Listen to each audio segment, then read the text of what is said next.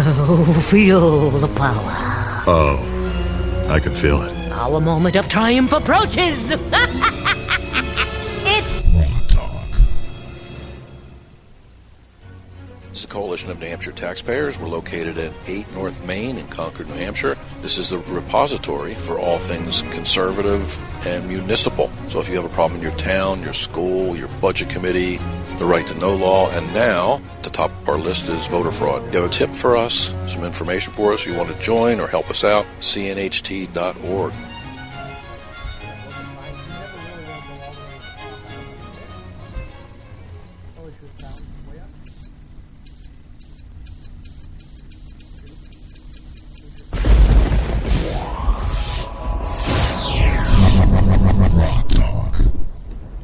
Welcome to GrokTALK. Here's your September 12th, 2015 Is It Really News read. Last week we reported that Governor Rick Perry, New Hampshire campaign team, had jumped ship in pursuit of other political dinghies on which to cling.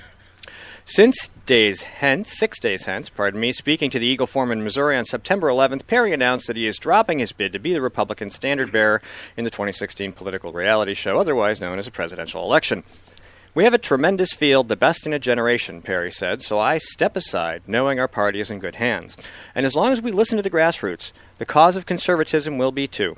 I share this news with no regrets. It has been a privilege and an honor to travel this country, to speak with the American people about their hopes and dreams, to see a sense of optimism prevalent despite a season of cynical politics. Perry's move opens up the Texas primary to another Texan, Senator Ted Cruz, who stands to gain the most from the Perry departure. I bet that rustles the RNC's jimmies. Seacoast Republican Women's 16th Annual Chili Fest is today, September 12th, from 2 to 6 p.m. at the Scammon Farm, 69 Portsmouth Avenue in Stratham, New Hampshire.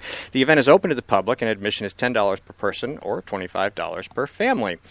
Presidential aspirants Carly Fiorina, John Kasich, and George Pataki are expected to attend. Interviews with Fiorina and Pataki can be found in the GrokTALK archives. NHGOP chairman person Jennifer Horn will also be in attendance. I'm not sure if this is a bug or a feature, but former New Hampshire Governor John Sununu will also be available from 2:30 to 3:30, autographing copies of his book, How I Harpooned the First Bush Presidency. Oh, wait, that's not it. How I Screwed the Libertarians Over in the 2012 GOP Convention. Oh, that's not it either. How I Put New Hampshire on the Road to Becoming Massachusetts. I guess I don't know the title. He'll be there signing a book if that interests you. Just don't sign anything from him if he asks, and you should be fine.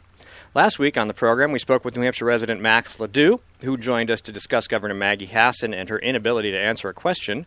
Have you seen the recent Planned Parenthood videos released by the Center for Medical Progress? The yes or no question proved to be beyond the ability of the governor or her handlers to answer. New Hampshire Governor Maggie Hassan collects campaign donations from Planned Parenthood and has refused to investigate the organization.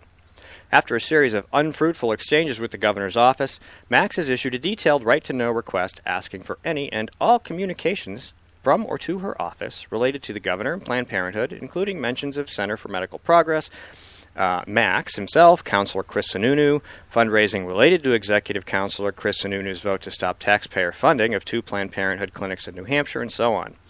We'll be posting the right-to-know request at GraniteRock.com sometime today, so you can read the fine print for yourselves. I'd also like to remind you that on September 21st, 40 Days for Life kicks off. And that's it for the news read. Stay tuned. We'll be back in just about a minute to start the program.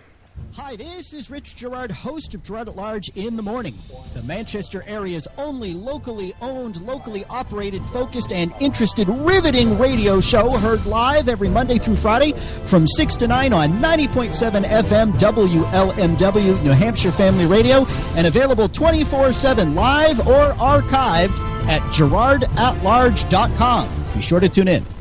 GrokTALK comes to you live almost every Saturday morning from 9 to 11 a.m. Eastern Time on New Hampshire's leading conservative blog site, GraniteGrok.com. You can also listen live at Spreaker.com. If you missed a live show, catch up with the podcast at GraniteGrok.com, Spreaker.com, on Stitcher Radio, at iTunes, TuneIn, or iHeartRadio, and now on The Rock, New Hampshire's Christian radio station, The Rock, NHCR.com. GrokTALK is a mobile-ready broadcast, so you can listen anywhere, anytime, on your PC, laptop, tablet, or smartphone. GrokTALK.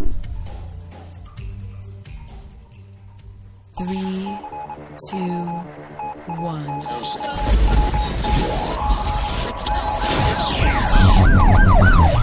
We'd like to welcome you to another edition of GrokTALK, brought to you by New Hampshire's leading conservative blog site, GraniteGrok.com. We are your feared extremist, right-wing, hard-charging, gun-toting, opinionated, outspoken, rabble-rousing, letter-writing, radio microphone-stomping conservatives and rational libertarians. So get ready for more news and opinion you could only get from GraniteGrok.com. GrokTALK.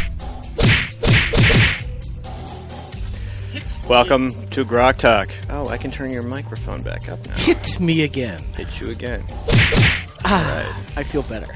Welcome to GrokTALK. Welcome. We you guys are into weird stuff this week. Yeah, not enough caffeine, I guess. Today on the program, we welcome Gerard at Large, humble host Rich Gerard. He's going to talk to us about his race for the Manchester Board of School Committee, School of Board Committee, or however they say it over there. School board. It's not the school board, it's the Board of School Committee or something like that. Anyway. Shona Holmes, the healthcare refugee from Canada, will be back. She was on the show in April 2014. She's got another article out there in the world, and we're going to have a chat about the state of Canadian healthcare and its the promise that Obamacare provides in regard to that. Mm-hmm. And we're also going to go over some veto override day bills coming up. Veto override day is the 16th, is it? Coming up Wednesday, Sounds I think. about right, This coming Wednesday. And our current legislative consultant, Max Abramson's going to drop in, and we're going to go over those bills. I think he said there was 6 of them. Excellent. So, we have that, and we have lots of other time things. for more cartoons of Haggy Masson? Sure. All right, and but to start the show, here we are, live on Spreaker and Ustream. You can, of course, listen to this later again and over, and all our other shows on Spreaker, Stitcher, iTunes, TuneIn, and iHeartRadio. We are, as I said, on YouTube and Ustream, and there's always links on Facebook and Twitter.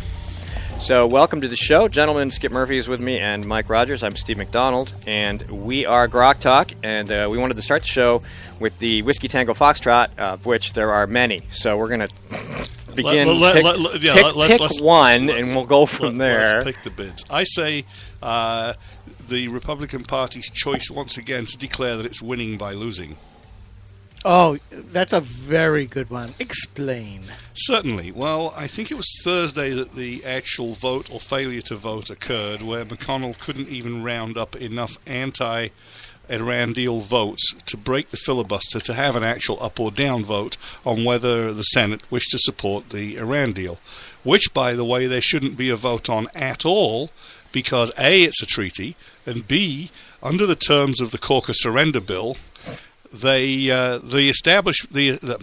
administration is supposed to turn over the entire text of the agreement, side deals, back deals, front door deals, whispered conversations, etc., that comprise said deal, including deals with third parties like the IAEA, which is already unhappy with Iran's non-compliance. What a surprise. And that's even the people that are inclined to surrender to Iran. So there's been no text of the deal provided, but Obama demands a pro vote anyway. Meanwhile, McConnell allows this to go forward and, surprise, surprise, fails to rustle up enough votes to even bring it to the floor for a proper up or down, where it might get an initial down vote before Obama overrides it. And then on Friday, our Republican leadership says, it's a victory. It'll be a great issue to run on in 2016. Yeah, like Obamacare. If the Capitol has not been turned into a smoking radioactive hole by then. And that could be a win. That would be a win for the rest of the country. Yeah, I mean, all right, we'd lose a lot of really nice monuments, okay? They can be rebuilt. It would look a lot like the video game Fallout 3. If you've never seen it, it's the greater D.C. area. It's pretty impressive. Maybe we could have a new Capitol designed by an American architect this time. Well, and really, even though we talk about the fiasco, the Republicans have brought upon themselves. I mean, the real disaster is that, once again, the Constitution has been ruled irrelevant. And to me, we now are we see the results of hyperpartisanship, where there's fealty to your leader regardless of what your position is supposed to be. You know, the founders believed that the only thing that would keep the Constitution together was each of the members of the three co-equal branches would fight tooth and nail for their own power and privilege.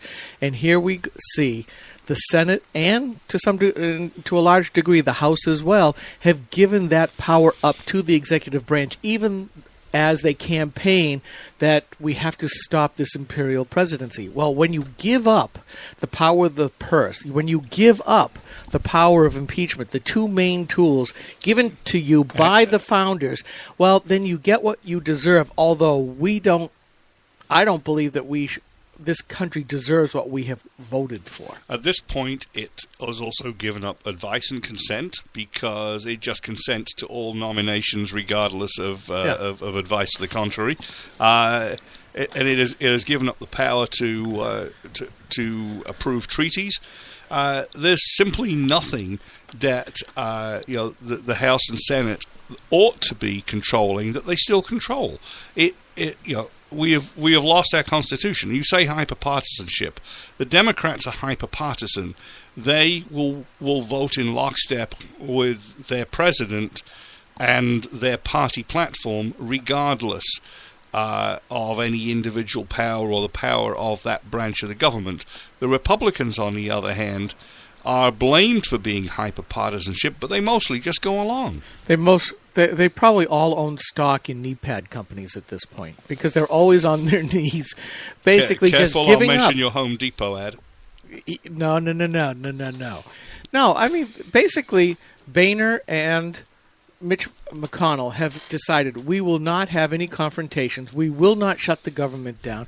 We will not do anything that they believe is going to disrupt getting the presidency in 2016. What these yahoos don't seem to understand in their Beltway bubble is that the more that they continue on this path of no opposition, those of us who voted for them because they promised to be opposition and go after these folks, we're not going to go along with this. And if they think we're all going to vote for these nitwits just because they promise stuff and that we're not watching the lack of promises fulfilled, they're absolutely nuts. Right. I, for one, will not vote for a Republican, again, that's in office that has failed to live up to their campaign promises. Not happening, folks. And I think there's... Yeah. Are you listening, Kelly and Frank? Exactly. And I'm done with this. And wait. If you switch that, it's Frank and Kelly. Yeah. Which way is sexist? Frank and Kelly. Yeah. Go ahead. Do that once again. That's fabulous. Wait. Okay. Now, that's our sound effect. I hear that McCain and Graham are campaigning together in the state this weekend. Oh gosh, the Botsy twins. No, wait. I suspect, wait to prove this, they are campaigning without Kelly because roles are reversed. They think she's a drag on them. Yeah, that's funny. We're going to take a break now because we only did one? That's too funny. We're going to cover the rest of them. There's 5 or 6 more. Yeah, everybody starts talking, and that's what we're here for. So stay tuned. We will be right back after this. This is the Coalition of New Hampshire Taxpayers. We're located at 8 North Main in Concord, New Hampshire. This is a repository for all things conservative and municipal. So if you have a problem in your town, your school, your budget committee, the right to know law, and now, at the top of our list is voter fraud. You have a tip for us, some information for us, you want to join or help us out, cnht.org.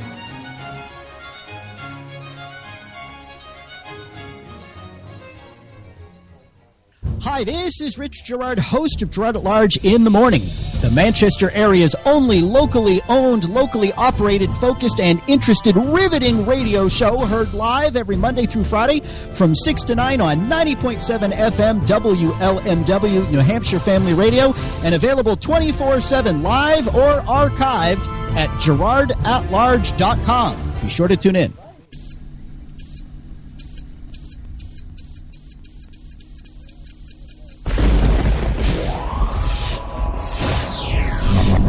GrokTALK.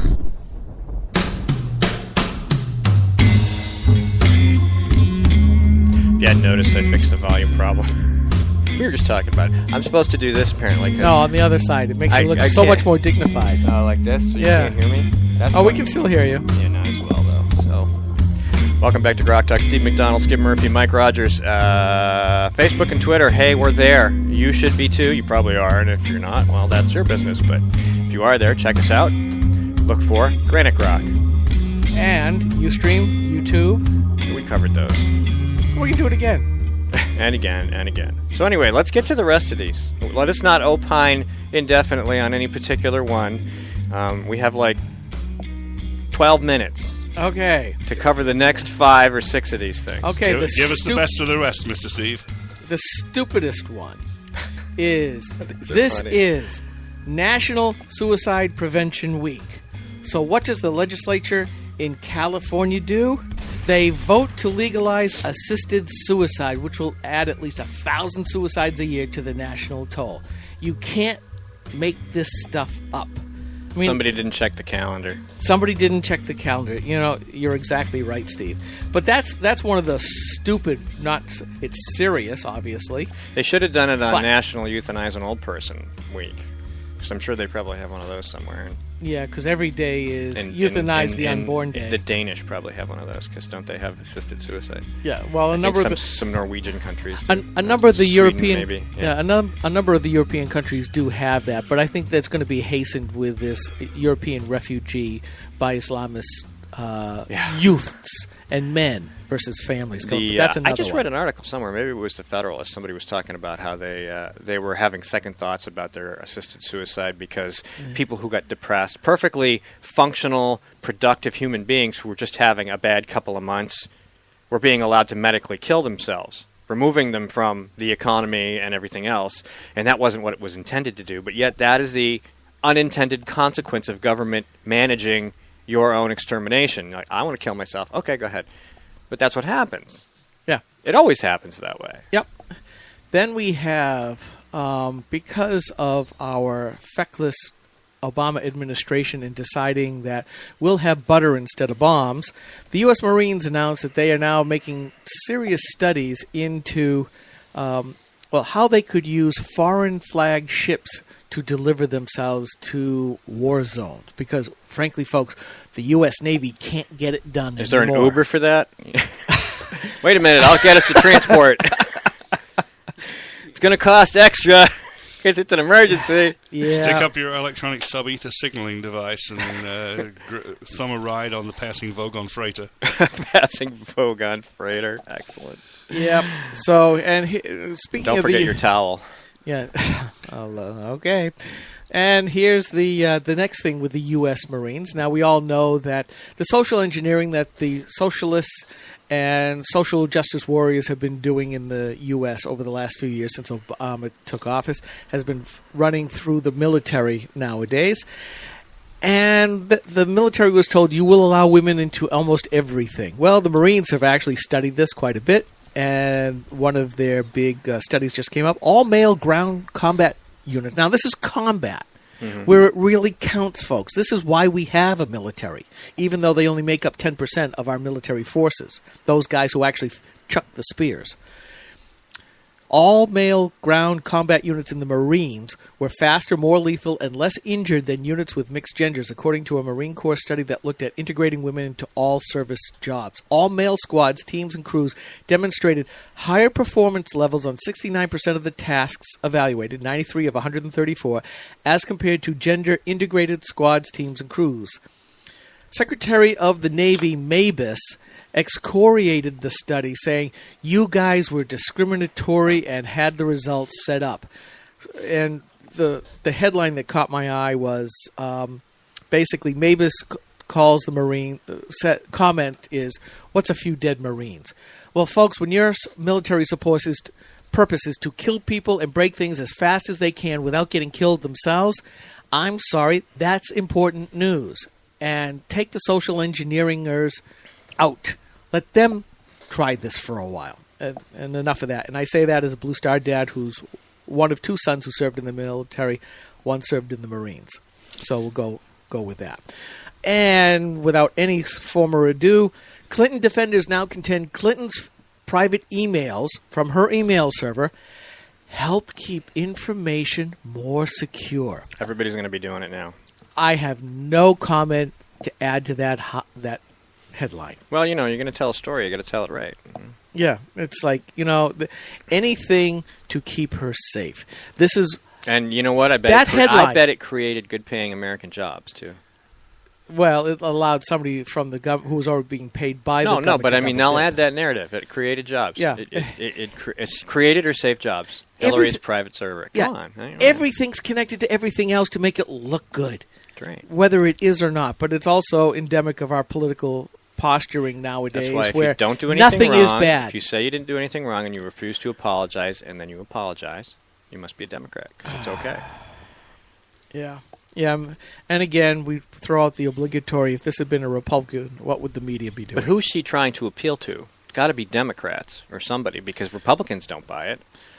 No, Independents aren't that stupid. No, they're not buying this either. The Democrats are the only ones that she needs that she's losing, and she's losing them to Sanders, and so... Yeah, the Democrats aren't buying it either, at least not in sufficient quantities. If you look at the polls, Biden hasn't barely lifted a finger, and he's catching up on her. Yeah, and then the socialist. Who ever thought here in the United States in this era that a socialist would start beating a person who used to be considered a centrist Democrat? I mean, we're in a world of hurt if a socialist takes over. It's like, why did we have 200 odd years of being Americans, and now we're going to use a foreign political philosophy? Wow. This is mobocracy. It's been pretty popular for the last 100 years or so on the left. Well, so. Yeah, ever since, what's his name now? Von Clausewitz was rolling up the Prussian provinces to form Germany, and he basically beat the socialists to the punch by nationalizing retirement funds and health benefits. He figured out how to wheedle Otto people's... von Bismarck, was it not? Von Bismarck, yes, that's right. I'm sorry. Clausewitz was just working for Bismarck. But basically, wheedle people's money away from them to bribe them with it back. Gosh. Sounds like a lot like America nowadays. And the last one that I have is back to California. California will give free high school diplomas to kids who flunked out.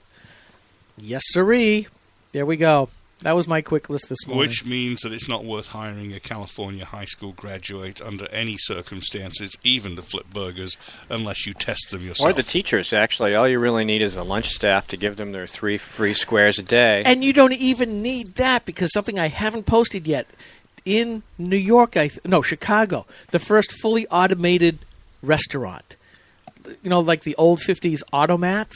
Well, now you type in your order, and it's cooked freshly out back, and it arrives in a thing, in a glass wall of cubicles, and when you go up, you enter in your information, the thing comes up, and you pull out your freshly cooked stuff.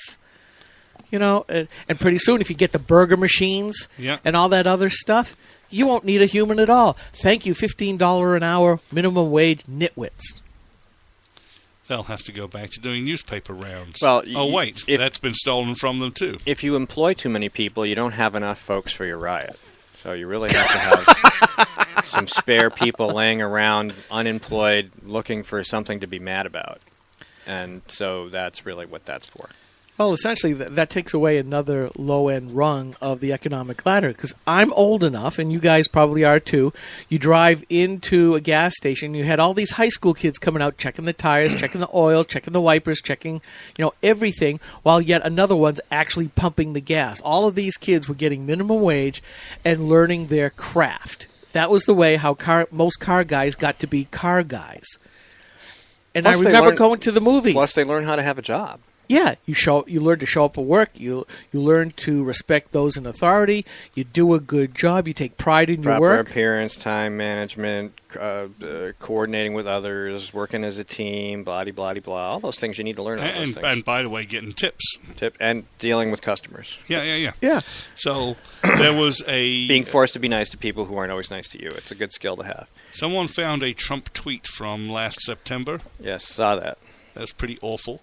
Every time I speak of the haters and losers, I do so with great love and affection. They cannot help the fact that they are born effed up.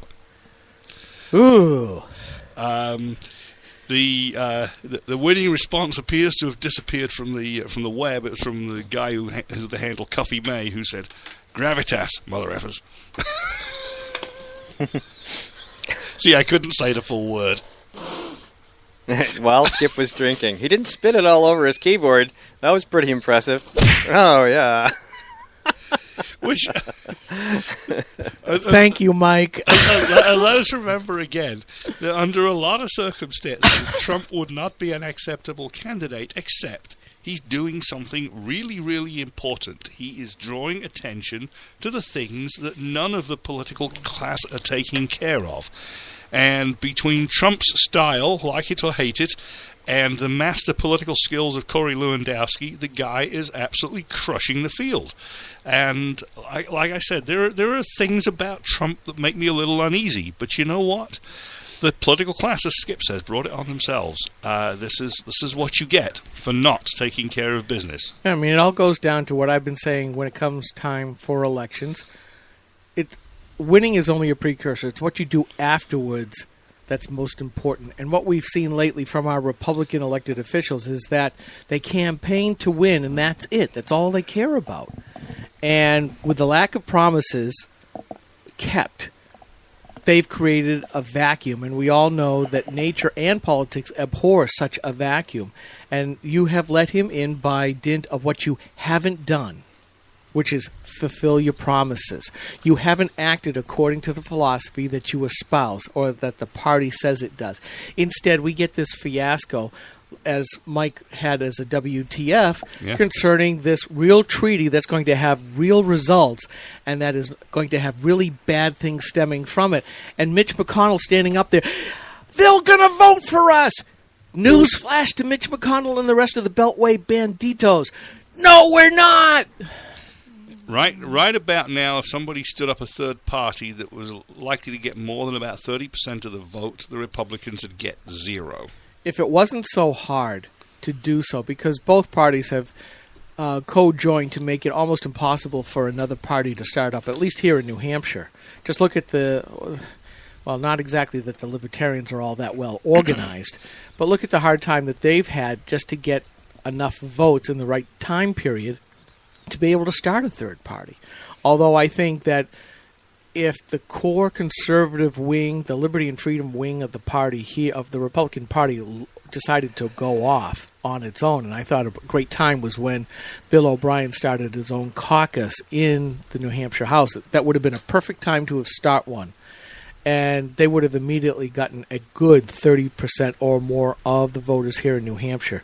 Unfortunately, that time has passed. But I think you're right, Mike. I think that there is a growing sense that there is no Democrat Party anymore. There's only socialists. And the Republican Party has now drifted to the center. And they're the Social Democrats. They're the Social Democrats. There is no real conservative party here in the country, and certainly not here in New Hampshire. And notice two things. Last week I remarked when we had Corey on the phone that Trump said something that he didn't have to say, and most of the news outlets cut off. Yep. Not allegiance to the Republican Party, but and to the conservative principles for which it stands. How often do you hear any of the Republican leadership saying, it's about the conservative principles, folks? Oh, I'm sorry, but only when they're running for office. Bingo. That's exactly right. They say it. They all declare themselves to be conservatives. I'm sorry. Lindsey Graham is not a conservative. All right, we're going to take a break. We're going to take a break. We're going to take a break. We're going to take a break. There we go.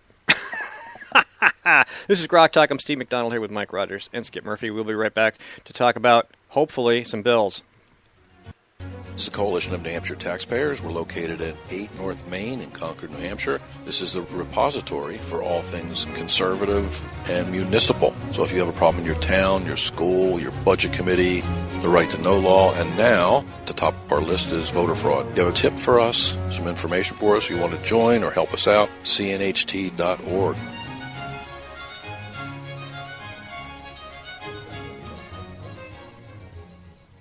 Hi, this is Rich Gerard, host of Gerard at Large in the Morning, the Manchester area's only locally owned, locally operated, focused, and interested, riveting radio show, heard live every Monday through Friday from 6 to 9 on 90.7 FM WLMW New Hampshire Family Radio, and available 24/7 live or archived at GerardAtLarge.com. Be sure to tune in.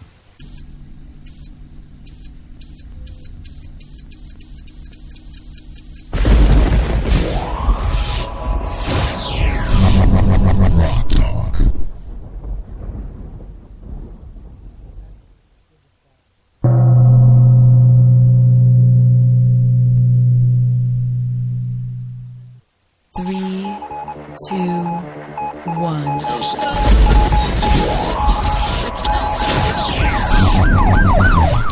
We'd like to welcome you to another edition of GrokTALK, brought to you by New Hampshire's leading conservative blog site, GraniteGrok.com. We are your feared extremist, right-wing, hard-charging, gun-toting, opinionated, outspoken, rabble-rousing, letter-writing, radio microphone stomping conservatives and rational libertarians. So get ready for more news and opinion you could only get from GraniteGrok.com. GrokTALK. Hey there. Hey there. Welcome to GrokTALK. Steve McDonald here with Mike Rogers, Skip Murphy. Max Abramson's en route. Parking. Parking in Concord. Nightmare parking in Concord. The nightmare on Main Street.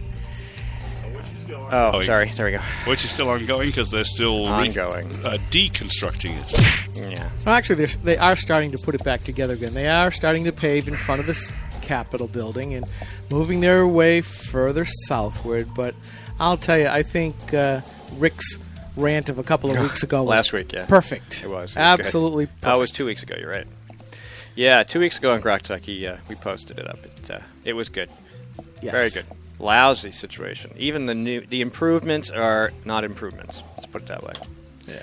So we're going to be talking about veto override bills, hopefully, as soon as he gets here. The two that I'm aware of, or the two things that I'm aware of that need attention specifically, three things actually. SB 116, which is the constitutional carry bill, HB 603, which is the right to opt out of assessments, and the budget, which the governor vetoed.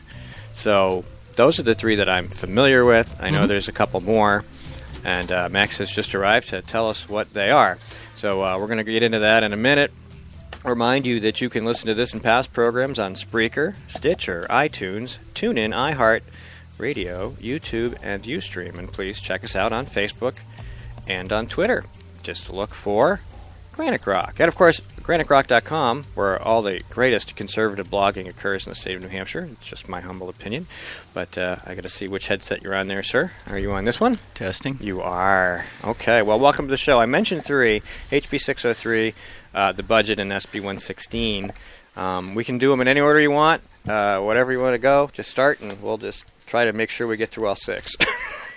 Well, thanks for having me on. I've been going through Maggie Hassan's veto responses. They're always entertaining, but they're always condescending. Nicely put. Well, if you're going to lie, at least tell a convincing lie. And one of the things I notice about her veto messages is not only are they dishonest, they assume that you're stupid, that you didn't read the bill. And I do read the bills. And I happen to go back through some of these bills and read the text of them. Republican bills are usually about one or two sentences. Well, I mean, they are. I'm not trying to make fun of anyone, but they should be short and understandable. And they are very short, and they are very understandable. But usually I think of a bill as being something like a page or 2 pages. Republican bills are usually about a sentence or two.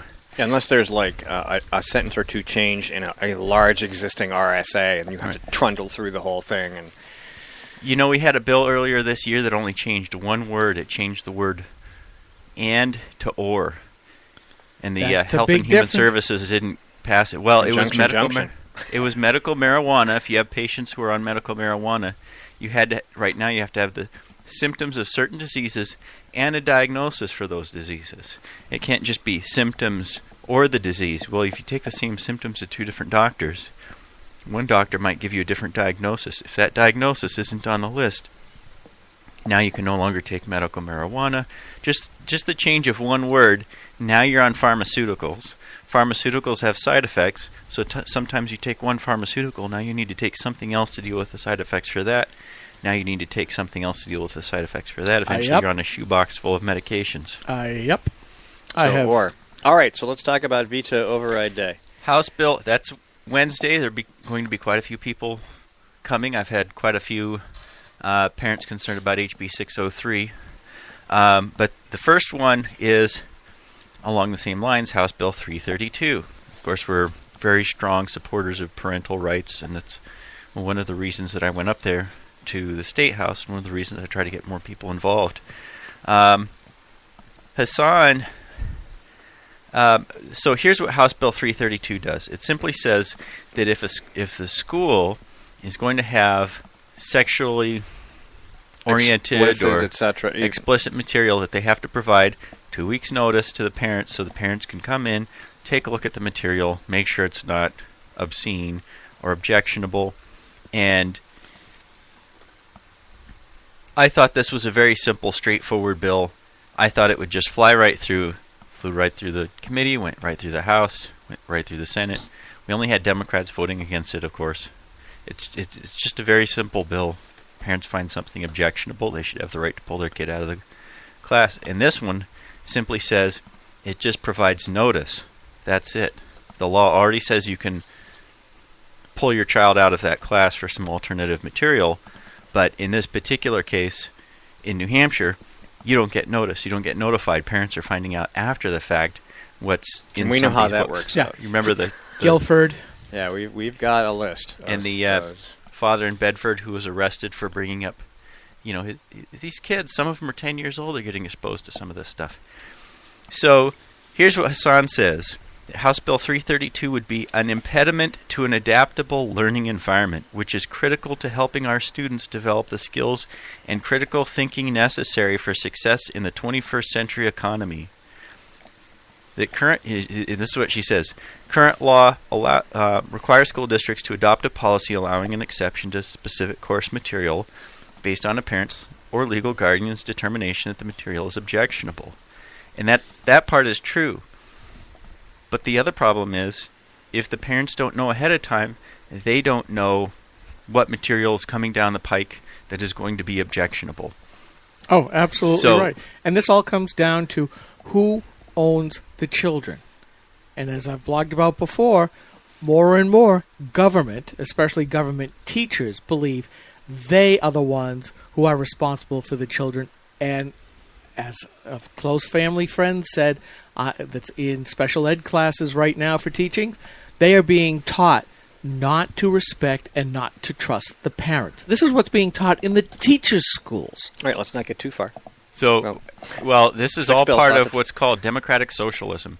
Somebody went on, and one of these Bernie Sanders folks went on and lectured us about democratic socialism and how it isn't what we think it is. Mm-hmm. Well, democratic socialism literally is, by definition, it's the Soviet economic model. It's the Soviet economic system. But you get to vote. You get a ballot. Well, what a lot of these folks don't remember is, in the Soviet Union, Russians did have the right to vote, but you only had one party, the Communist Party. And in a lot of these safe democratic districts, you only get what the party officials give you, which are closet communists and socialists. They never admit to being that. But essentially, you're getting the Soviet system, Soviet-style urban planning, state-run rail monopolies, state-run transit, government-run schools. They want everything. Choose from any of these three approved socialist candidates.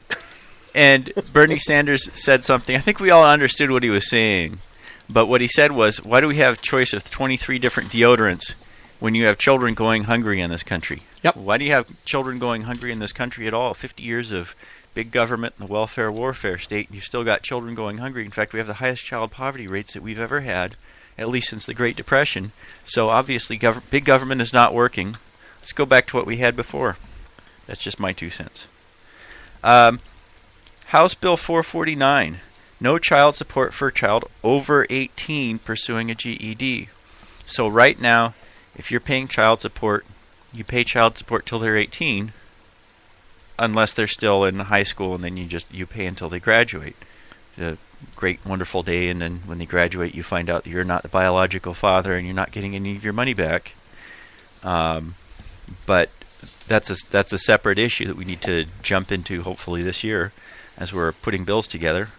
But if they're pursuing a GED, frequently that means they've dropped out, then they wait till they're 18, then they start pursuing a GED. Well, why is it after someone is 18, why are parents having to continue to pay child support?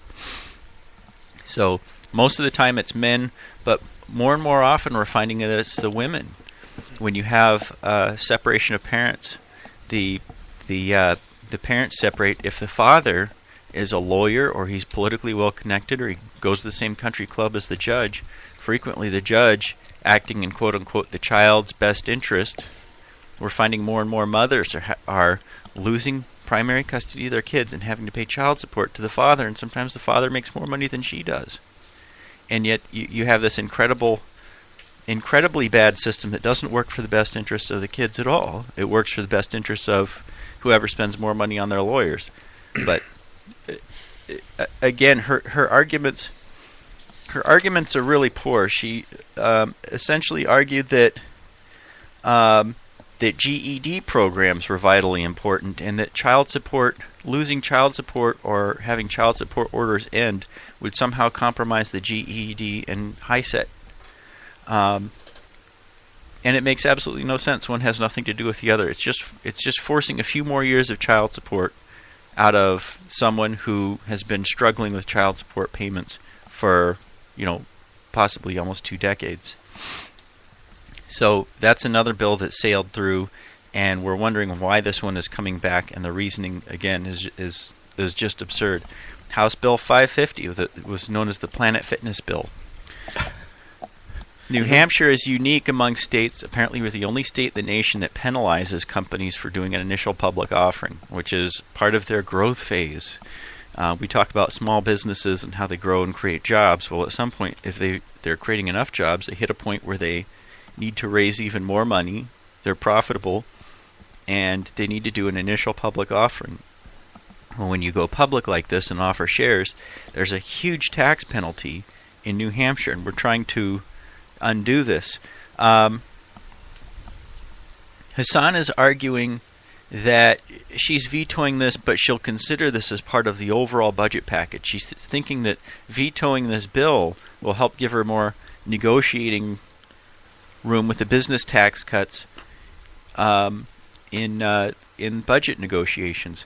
Now, Hassan is negotiating with Jasper and Chuck Morse, but those people aren't talking to us. I don't know if Chuck Morse is talking to the Senate, but Jasper certainly hasn't sent any communications out to us.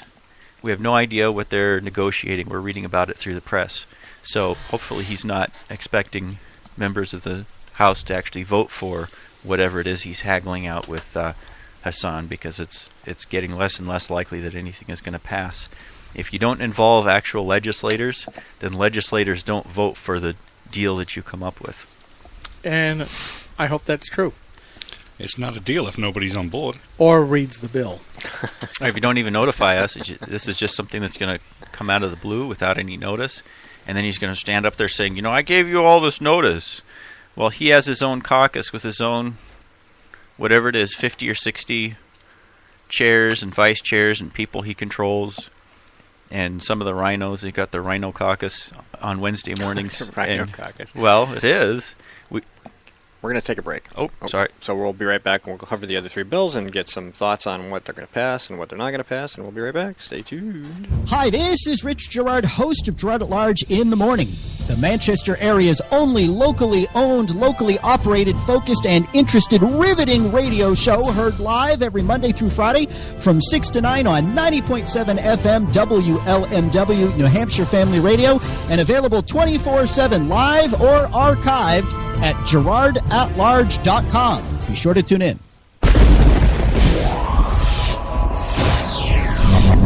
GrokTALK.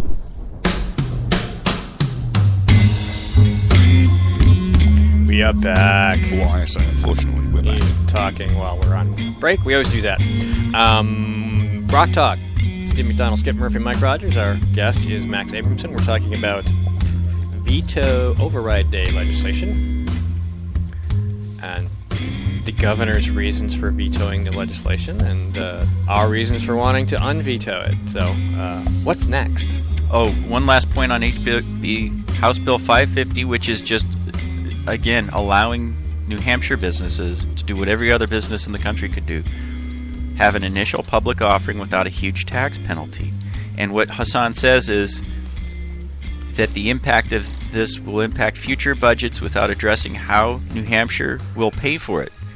And she says that cutting taxes without offsetting the loss in revenue will jeopardize our state's ability to invest in the priorities that are critical to our state's families, business, and our future in the 21st century innovation economy. I love how she just strings all these new political buzz phrases and buzzwords together that one thing has nothing to do with the other. I wonder what's going on through her mind. Is it just string all these? She thinks the innovation economy is exclusively powered by government. My response is, you want to balance the budget? How about cutting out some of your political hacks, bozo, and let the private economy grow instead? She wanted to innovate by adding a new $1.5 million office for a chief operating officer to do essentially the governor's job while she flies around the world. So we suggested an efficient... Sorry, I'm just seeing that Hagi Masan sign. We suggested an efficiency improvement by just getting rid of that. That was so ridiculous. And the public's response to that was, why do you need to spend $1.5 million on a whole new government office to do the job of the governor, just so the governor can go around the country doing fundraisers for her Senate campaign and whatnot? And she hasn't even announced that she's running, I guess, with the whole... Sorry. I've creased him up, sorry. He mentioned Hagi Masan, so I showed him my picture of the progressive Nurse Ratched Hagi Masan. There you go. As seen on Granite Grok a few days ago. Sorry, Max. Okay. So House Bill 603, which is the one that I'm speaking on this Wednesday on the floor, very briefly. 603? It simply recognizes a right that we already have, parents already have, which is to opt out of these federal assessments. Well, these federal assessments are being sold as skills tests. They are not skills tests of any sort. It's an airport in here today. Sorry, there was something in the trash when we walked in. It was like, so I had to take the trash out. But some of the little critters remained. Yeah, it isn't a skills test. It's not a skills test. It is a test asking students their opinions, attitudes, and beliefs, and tracking those opinions, attitudes, and beliefs every year to make sure that they're pushing the whole big government indoctrination. They're becoming proper little socialists. The little history behind public schooling. The real reason we switched between World War I and World War II from private schooling to public schooling was not, as some people say, to help give orphans access to education. They were already going to public schools. They changed from private schooling to public schooling in order to produce reliable factory workers who wouldn't raise questions, wouldn't organize, wouldn't stand up for their rights, wouldn't stand up to the system, and they would just go along and get along with the whole system without questioning everything. Well, except you say wouldn't organize, but the output of most of the education system these days is people conditioned to the acceptance of government unions. Right, but government unions, by the 1940s and 50s, even to the 1960s, no one believed in the idea of government unions. No. They just started organizing in the late 60s and 70s, and it really was just, as far as I can see, it's just an accounting gimmick. I don't see very many real unions. I'm a union man myself. I don't see any real unions in the public sector. Certainly not the teachers' unions. They don't work for the teachers. They just come at you with this left-wing message that they push down on teachers, push down on state employees. The whole purpose of a union is for rent-seeking, to acquire more wealth for a few at the expense of the many, especially the few at the very top, the union bosses. And that's all it comes down to. We want more money than what the ordinary economic system, free market, would give us. And that's all it's about. Unfortunately now, especially with the government unions, they've become much more of a political force with all that money, so that we see basically the tyranny of the minority. Go ahead, let's go back to California again, like we've been doing all day. Private sector unions. No politician can do much nowadays by having the unions oppose them. In private sector unions organize against the company, public sector unions organize against the taxpayers. And that is why the taxpayers are being hurt. Now, companies that haven't unionized, especially small businesses, are being hit with a double whammy of taxes because they get hit with some of the highest business taxes in the country from the state. Then these small business owners get hit again with the highest property taxes in the country. And you get hit twice again because they own a shop and they own their own home, and they're paying the highest property taxes anywhere. So it's the public sector unions about 80% of all state and local spending is, it's not construction and whatnot. It's not fixing the freeways. It's public employee pay and benefits. And most of that is going to the top. At the federal level, we have 15 layers, G1 through G15. 40% of the federal workforce is G10 or higher. So it's not even a pyramid. It's more like just the Leaning Tower of Pisa. It doesn't taper off at the top. It actually gets a little bit wider at the top. There are more people at the top. And so you have all these supervisors and deputy supervisors and managers and administrators and commissioners and so forth at the top. You have people sitting at a desk talking like we are now, but they're getting paid over $120,000 a year, and some of them over $200,000 a year, plus Cadillac plans and whatnot, medical plans and generous pension plans. Mm-hmm. And there are too many chiefs and not enough Indians. They're literally... Wait. That's politically incorrect. Really? Screw political correctness. Proceed. Yes, please do. So here's what she says about vetoing House Bill 603. She said, if passed, House Bill 603 would discourage participation in the annual statewide assessment, violating the requirements of both federal and state law.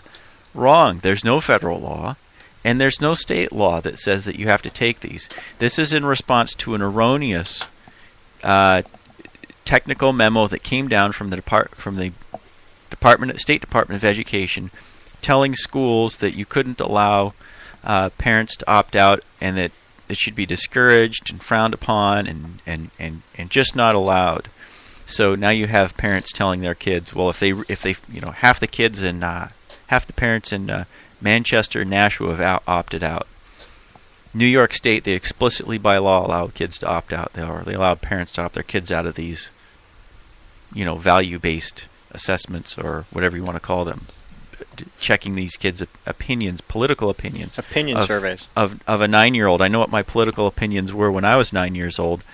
And it has absolutely nothing to do with schooling. It was bedtime politics, what you could eat for lunch or dinner politics. What should get blown up, pyrotechnics, things that have nothing to do with anything. And yet that's what they're polling. Spending an entire day, out of 180 days, one teacher said 27 days a year are eaten up by all these different tests. So was that leave you 153 days left? And the tests are getting worse and worse and worse and more numerous, and there are more and more standardized tests. How many standardized tests do you need? Says that it poses a significant fiscal risk by threatening tens of millions of dollars a year in federal funding because you have to have 95% participation. But where you don't have 95, is the federal government really going to pull funding? They don't do it in New York. They're not doing it in Manchester. They're not pulling anyone's funding. It's just a ridiculous thing. If I understand it correctly, they've never pulled anyone's funding for that. New Hampshire's economic competitiveness, this is what she says, depends on our ongoing commitment to ensuring that our students and workers have the skills needed to compete in the future. Apparently as pollsters. As pollsters. Yeah. Receiving polls, taking polls, but you can take plenty of online polls asking about your opinion. I mean, we can poll 9-year-olds on Facebook. All the newspapers. Actually, you're not supposed to be able to poll them. They have to be at least 13. That doesn't mean there aren't 9-year-olds saying they're 13. Yeah, but newspapers, all the online newspapers have a poll on the front page because they find that it boosts readership. People like having their opinion being asked what their opinion is on something. Yes, they do. I've received, and we've all received, more emails and more contacts on House Bill 603 than probably any other bill this year. I've had probably about 2, maybe 300 emails just on this one issue, and to see, we're hoping to pick up about 20, 30 Democrats needed to override Hassan's veto, but just to see the Democrats aren't even responding.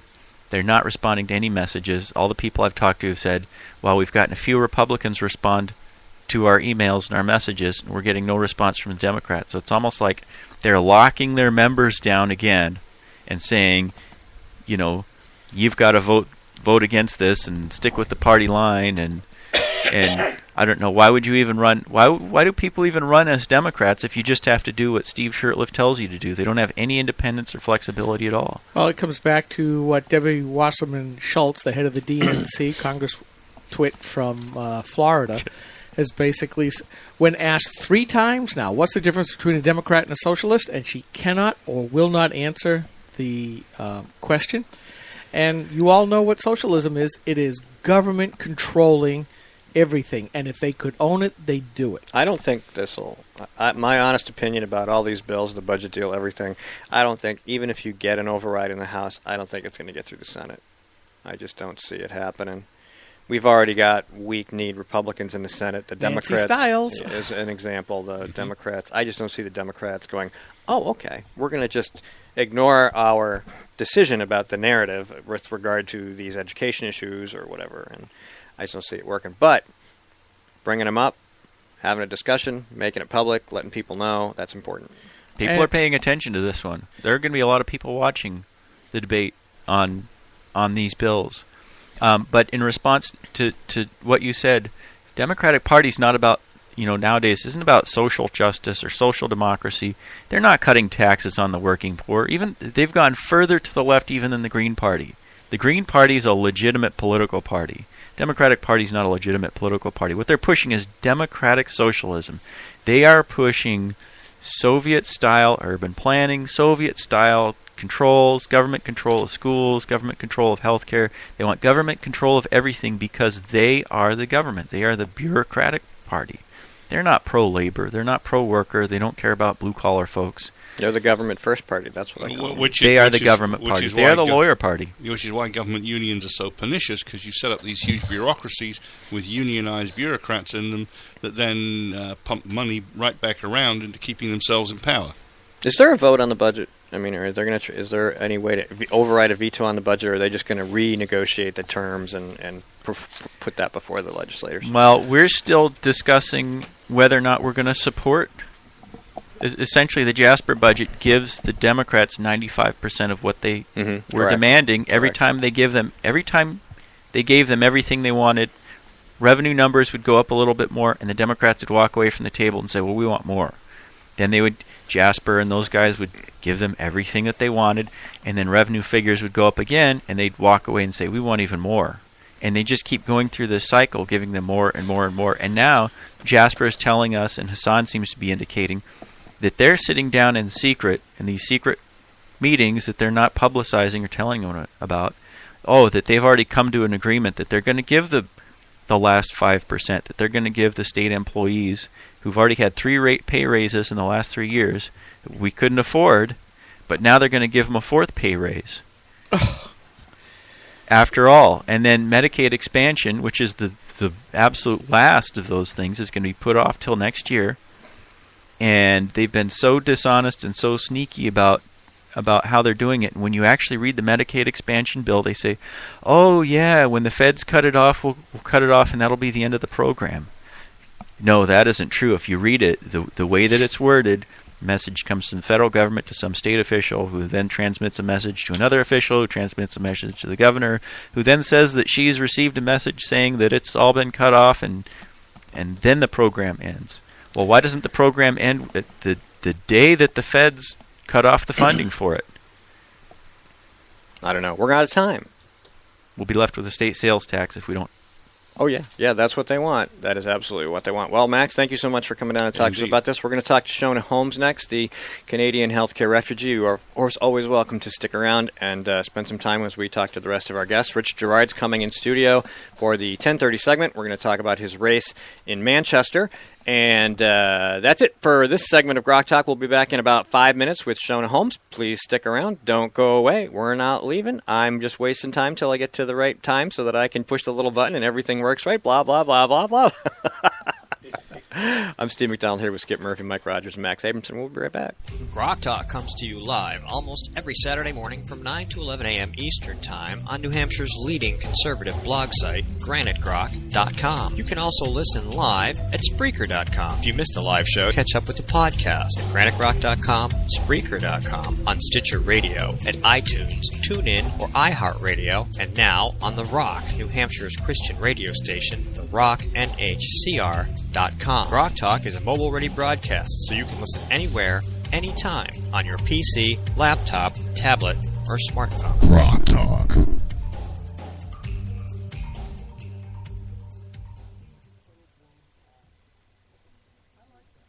Feel the power. Oh, I can feel it. Our moment of triumph approaches! It's GrokTALK. This is a coalition of New Hampshire taxpayers. We're located at 8 North Main in Concord, New Hampshire. This is a repository for all things conservative and municipal. So if you have a problem in your town, your school, your budget committee, the right to know law, and now, at the top of our list is voter fraud. You have a tip for us, some information for us, you want to join or help us out, cnht.org.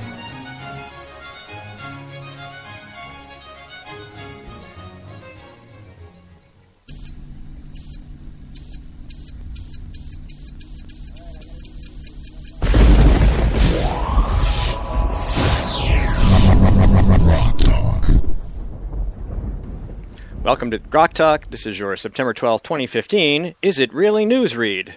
Last week we reported that Governor Rick Perry's New Hampshire campaign team had jumped ship in pursuit of other political dinghies on which to cling.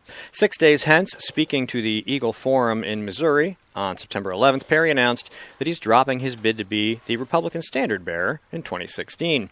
Let's see. Quote. "We have a tremendous field, the best in a generation," Perry said. "So I step aside knowing our party is in good hands. And as long as we listen to the grassroots, the cause of conservatism will be too. I share this news with no regrets. It has been a privilege and an honor to travel this country to speak with the American people about their hopes and dreams, to see a sense of optimism prevalent despite a season of cynical politics." Perry's move opens up the Texas primary to another Texan, Senator Ted Cruz, who stands to gain the most from a Perry departure. I bet that really rustles the RNC's jimmies. Seacoast Republican Women's 16th Annual Chili Fest is today, September 12th from 2 to 6 p.m. at the Scammon Farm, 69 Portsmouth Avenue, Stratham, New Hampshire. The event is open to the public, and admission is $10 per person or $25 per family. Presidential aspirants Carly Fiorina, John Kasich, and George Pataki are expected to attend. Interviews with Fiorina and Pataki can be found in the GrokTALK archives. NHGOP chairman person Jennifer Horn will be in attendance also. And I'm not sure if this is a bug or a feature, but former New Hampshire Governor John Sununu will also be available from 2:30 to 3:30, autographing copies of his book, How I Harpooned the First Bush Presidency. Wait, that's not it. How I Screwed the Libertarians Over at the 2012 GOP Convention. No, that's not either. How I Put New Hampshire on the Road to Becoming Massachusetts. I don't think that's it. I guess I don't know the title. He'll be there, signing a book, if that interests you. Just don't sign anything for him if he asks, and you should be fine. Last week on the program, we spoke with New Hampshire resident Max Ledoux, who joined us to discuss Governor Maggie Hassan and her inability to answer a question. Have you seen the recent Planned Parenthood videos released by the Center for Medical Progress? The yes or no question proved to be beyond the ability of the governor or her handlers to answer. New Hampshire Governor Maggie Hassan collects campaign donations from Planned Parenthood and has refused to investigate them. After a series of unfruitful exchanges with the governor's office, Max has issued a detailed right-to-know request asking for any and all communications to or from her office related to the governor and Planned Parenthood, including mentions of Center of Medical Progress, Max himself, Counselor Chris Sununu, fundraising related to Executive Counselor Chris Sununu's vote to stop taxpayer funding of 2 Planned Parenthood clinics, and so on. We will be posting the right-to-know request at graniterock.com sometime today, so you can read the fine print for yourselves. I'd like to remind you that 40 Days for Life kicks off on September 21st, and that, somehow or other, is our newsread. So stay tuned. In just about a minute, we'll be right back with Shona Holmes and more GrokTALK. GrokTALK comes to you live almost every Saturday morning from 9 to 11 a.m. Eastern Time on New Hampshire's leading conservative blog site, GraniteGrok.com. You can also listen live at Spreaker.com. If you missed a live show, catch up with the podcast at GraniteGrok.com, Spreaker.com, on Stitcher Radio, at iTunes, TuneIn, or iHeartRadio, and now on The Rock, New Hampshire's Christian radio station, The Rock, NHCR.com. GrokTALK is a mobile-ready broadcast, so you can listen anywhere, anytime on your PC, laptop, tablet, or smartphone. GrokTALK.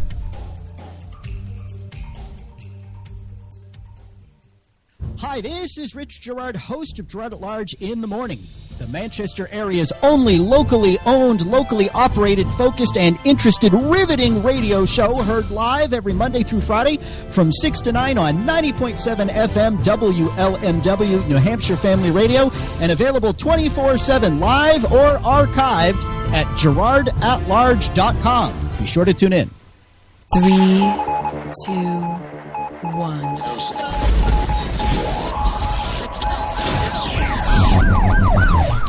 We'd like to welcome you to another edition of GrokTALK, brought to you by New Hampshire's leading conservative blog site, GraniteGrok.com. We are your feared extremist, right-wing, hard-charging, gun-toting, opinionated, outspoken, rabble-rousing, letter-writing, radio microphone stomping conservatives and rational libertarians. So get ready for more news and opinion you could only get from GraniteGrok.com. GrokTALk.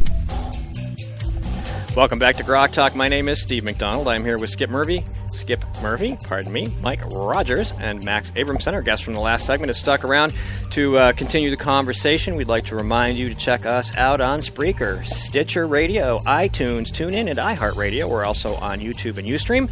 You can see what we do at GraniteGrok.com. Bloggers extraordinary. Some of us award-winning bloggers at that. Many of us writing for other blogs and organizations across the country. And, of course, we are on Facebook and Twitter. Right? Yep. Okay, good. Let's move forward. Our next guest was on the show in April of 2014. She is, her tagline is, appropriately, a healthcare refugee from Canada, which is true, and she's come here given her expertise. Recently, CNS News had an article. We'd like to welcome Shona Holmes to the show. Good morning. Thank you so much for having me back. Yep, it's great to have you. I'm like, we're going to have Shona on, and I'm like, oh, wait. She's been on the show before. I got to go back and listen to that because I know we talked to you about this, and you've got a new article out here. And the thing that caught my attention was this: according to a new survey, Canada ranks last among 11 OECD countries in the last survey on how quickly Canadians can actually get to see their family physicians. Pretty sad, isn't it? Yes, and here we are. The headlines of our paper just last week were for the area that I'm in, and I'm in an area with, well-populated hospitals. You were looking at approximately 2 years for most surgeries now. Ooh, man. Yeah. All right, so imagine if you needed your car fixed, and they said to you, listen, we'll see you in 2 years. How many people would do it? How many people would wait 2 years to get their car fixed? But they will to get their knee replaced or their hip done, or it just blows my mind. But if you had to go to a government dealership to get your Moskvich fixed, you might wait 2 years. Exactly, and that's the whole point. We can stop the interview right now. Yep. Do not let the government take over your health care, because that's exactly what happens. It is horrible. So, well, obviously, the United States has embraced Obamacare. We're on this road. What is there any hope for Canada? Is there any hope for us? What do you think? Well, you know what? I'm so frustrated because I don't really believe there is a lot of hope for Canada. You're looking at, I'm the constitutional challenger. I'm fighting the province of Ontario just for the right, just think about it for a minute, just the right to be able to purchase private health insurance or put down cash on the table in order to have myself or my family members being taken care of. And we're just not allowed to do it. It is against the law, and I and any doctor that would participate in that type of activity would be penalized very, very harshly. You're talking jail time, whatever. So, it is just amazing that they get away with it and that Canadians put up with it. But I know from the Americans that I've done a lot of work with, they won't tolerate it. And so now's the time to speak out to stop it. Yeah, you said, and this the other half of that paragraph I was reading is that this is a growing problem in our government-run healthcare system, which focuses more and more on people into waiting rooms and local emergency departments. And the premise here is that this has become about health insurance, not health care.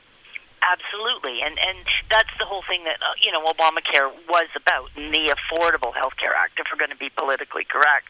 And I don't think people are finding it very affordable.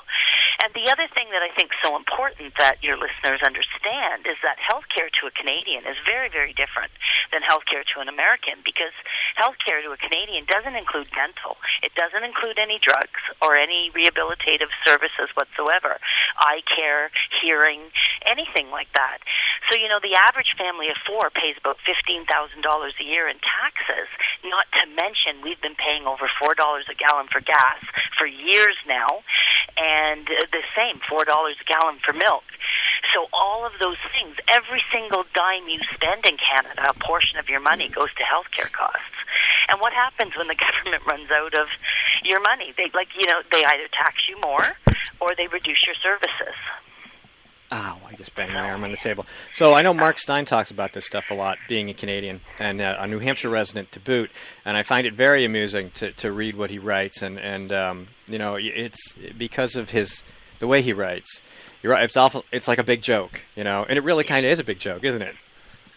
Absolutely. And it's funny because the doctors will try and appease you to say, listen, it's not that bad. You'll come out right and say, what is the wait time? What am I looking at? And they'll say, well, listen, first we'll put in a recommendation you see such and such a specialist. But let's run this test first. So you're about 3 or 4 weeks to wait maybe for a certain test. I went for an MRI 10 years ago when I first started speaking out. The MRI that I needed, my wait time was 9 weeks. I was reordered that same MRI this year, and the wait time was 5 months and 20 days. So it's now gone up to almost 6 months to wait for that MRI. So, depending on whether or not it's an X-ray, you might be looking at, 3 weeks to get an X-ray.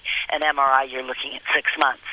So they'll send you for that test, and then when those test results are in, they'll say, okay, well, we'll just maybe need this test, and they send you for that. Nothing runs in conjunction with one another, and then finally you get to the point where they can send you to the specialist, and then they'll say, listen, if you don't hear from their office within 3 or 4 weeks, call me back and I'll get on it. Before you know it, you are over a year just waiting for the specialist to call you back. And then the government doesn't even count that time on wait times because by obligation they have to monitor what wait times are. So people can be a year getting into a specialist and then 2 years for surgery on top of that. It's criminal. It's absolute criminal. There was an interesting parallel to what you just mentioned there about starting and stopping the clock. In the UK, they decided to monitor and publicize how long it took for people to be seen at emergency rooms. They fixed that very easily. They had the ambulances wait away from the emergency rooms and come in with the almost dead patient when there was a chance they'd get seen within the time limit. And exactly, these are the things that need to be exposed. And you and I both know it happens. This is what they do. And you have it happening with your VA hospitals right now. And fortunately for you, the newspapers will cover the stories about the VA hospitals. Here, you don't get any coverage whatsoever of this sort of thing. It's just our dirty little secret. I think there's a faster wait time at the border for people flying over the border just to get to a hospital. And I'm glad you brought up the VA because it is really a disaster here when we've known about the scandals that have been going on, and we know that hundreds of thousands of veterans have now passed away. And nobody's treating it. The politicians, Obama will say, well, I'm going to concentrate on this. Well, yeah, he's concentrating on that just like he's pivoting to China and pivoting on economics. Yeah, yeah, that's about the only place where he really knows how to pivot, doesn't he, Steve? Yeah, use your hips. Okay. But, you know what? It always comes down that government, once it takes something over, is going to try to use the stats any way that it has to. And if the stats don't make sense or they can't keep to the stats, they do everything under the radar to do it. Like, as you mentioned, the VA has just basically ripped up all of the applications or wait times and schedules and all that other stuff to where you get a black market within the government just to keep the stats right. But my real question to you is, in Canada, as we've seen over in Britain, and even though Mike is from there, I've watched the NHS fiascos one after another. And one of the things that doesn't get publicized all that often is that not only is it the quality of visits going down, as you just related, but it's the quality of the staff that, frankly, you will be hearing an accent when you go to those hospitals. Are you seeing that same thing in Canada? And Absolutely. we already see it here in the United States where, I'm getting to that age where I have to go more and more, and it's like I got to listen hard to figure out what they're saying. Yes, And that, absolutely, you get the same thing here. And the worst part about it is nobody's being held accountable. You know, the attitude that I get when I, make any kind of ruffle is that you should just be grateful. So be quiet, be grateful. You're not paying for it, which still blows my mind when people say that. And how dare you complain? Because if you complain, then you there's 60 other people in the waiting room that would gladly take your spot. So it really sort of beats you down into a submissive state because you have no choices. I ran into a similar situation that you were talking about there with having my MRI, and I had it done at midnight because they would run appointments till midnight just trying to get everybody in after, 6-month wait. And there was such a language barrier. I could not communicate. Even the questions they asked me, there was no communicating the answers to them because it was just blank looks on their faces. They had no idea what I was saying either. And it's very frustrating, very, very frustrating, and very hard on the patient because, like I said, I tend to not be a person that just stays quiet, but when you're in that situation, you're really forced that you have to because there's no alternative. Shauna, we're going to take a really short break. Stay on the line. We'll be right back. This is GrokTALK. This is the Coalition of New Hampshire Taxpayers. We're located at 8 North Main in Concord, New Hampshire. This is the repository for all things conservative and municipal. So if you have a problem in your town, your school, your budget committee, the right to know law, and now, at the top of our list is voter fraud. You have a tip for us, some information for us, you want to join or help us out, cnht.org.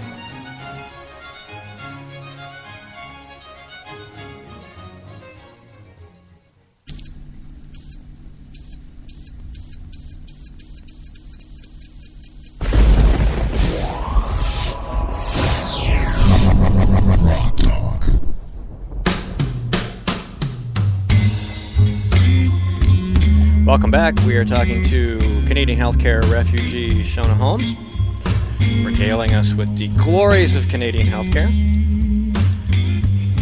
and our future. That's the sad part. Wait, I think there we go. It's our healthcare future. Hey, I need to go to the doctor. Beating us up. All right, so, gentlemen, questions next. What do we got?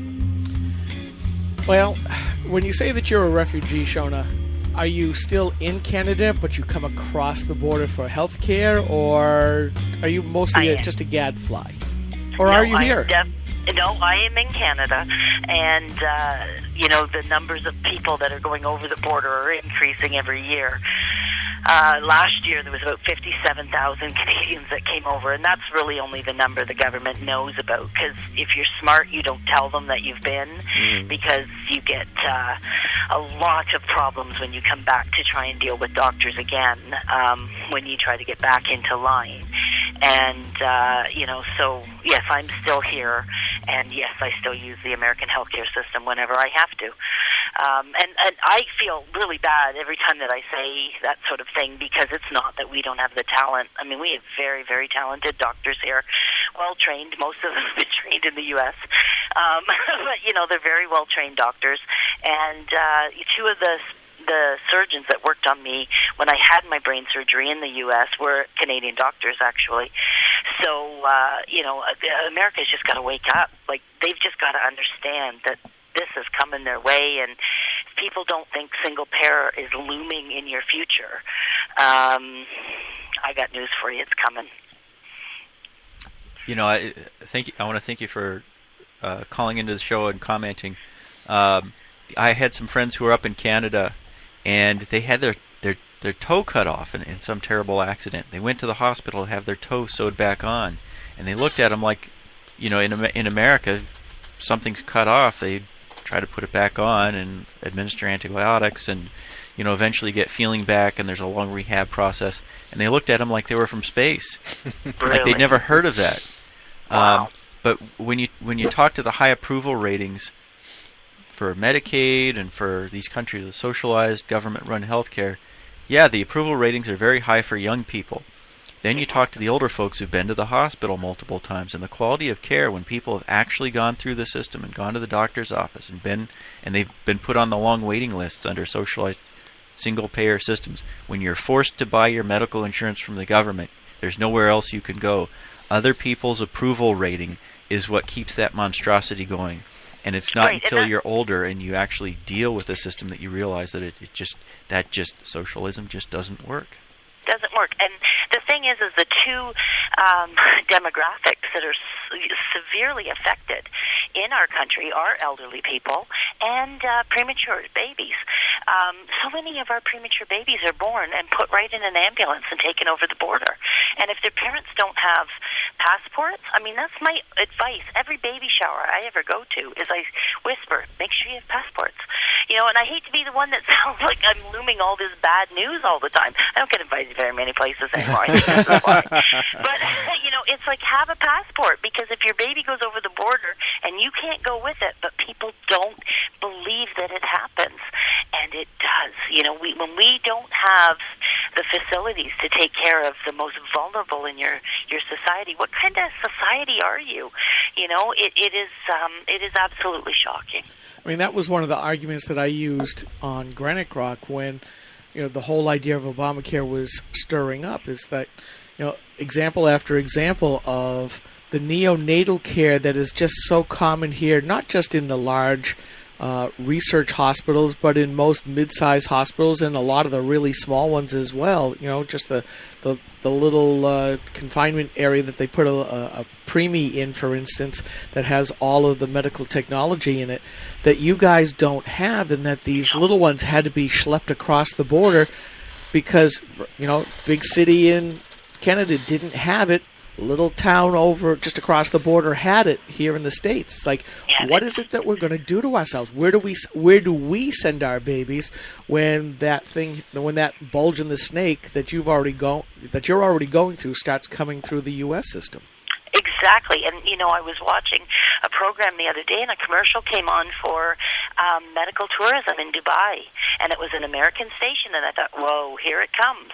You know, and they're advertising Dubai is the place to go. Dubai is the place to come for your medical health care. And it's like, here it comes, because where will you send your babies or your parents or, you know, yourself? You just have no idea how, and really, let's be realistic, how affectionate is the rest of the world towards America and helping them out with their problems. I mean, we all stand by. Yeah, but I mean, they all stand back and wait for you to take care of them. But, you know, do you really want to rely on them to be able to take care of you? And I just don't believe Americans will stand for it. Do you have any help? I mean, is there any movement? I mean, obviously, you're saying you don't get invited to a lot of places because, you know, I understand. Trust me, I have family members of my children's friends who haven't invited me over because they know who I am. Yeah. So, you know, I get that. But is there any? I know you don't think anything's going to really change, but is there a movement at all that's trying to do something? I mean, like I said, I mean, I'm obviously like being the constitutional challenger. You know, we do try to get that movement, but there's such a pushback.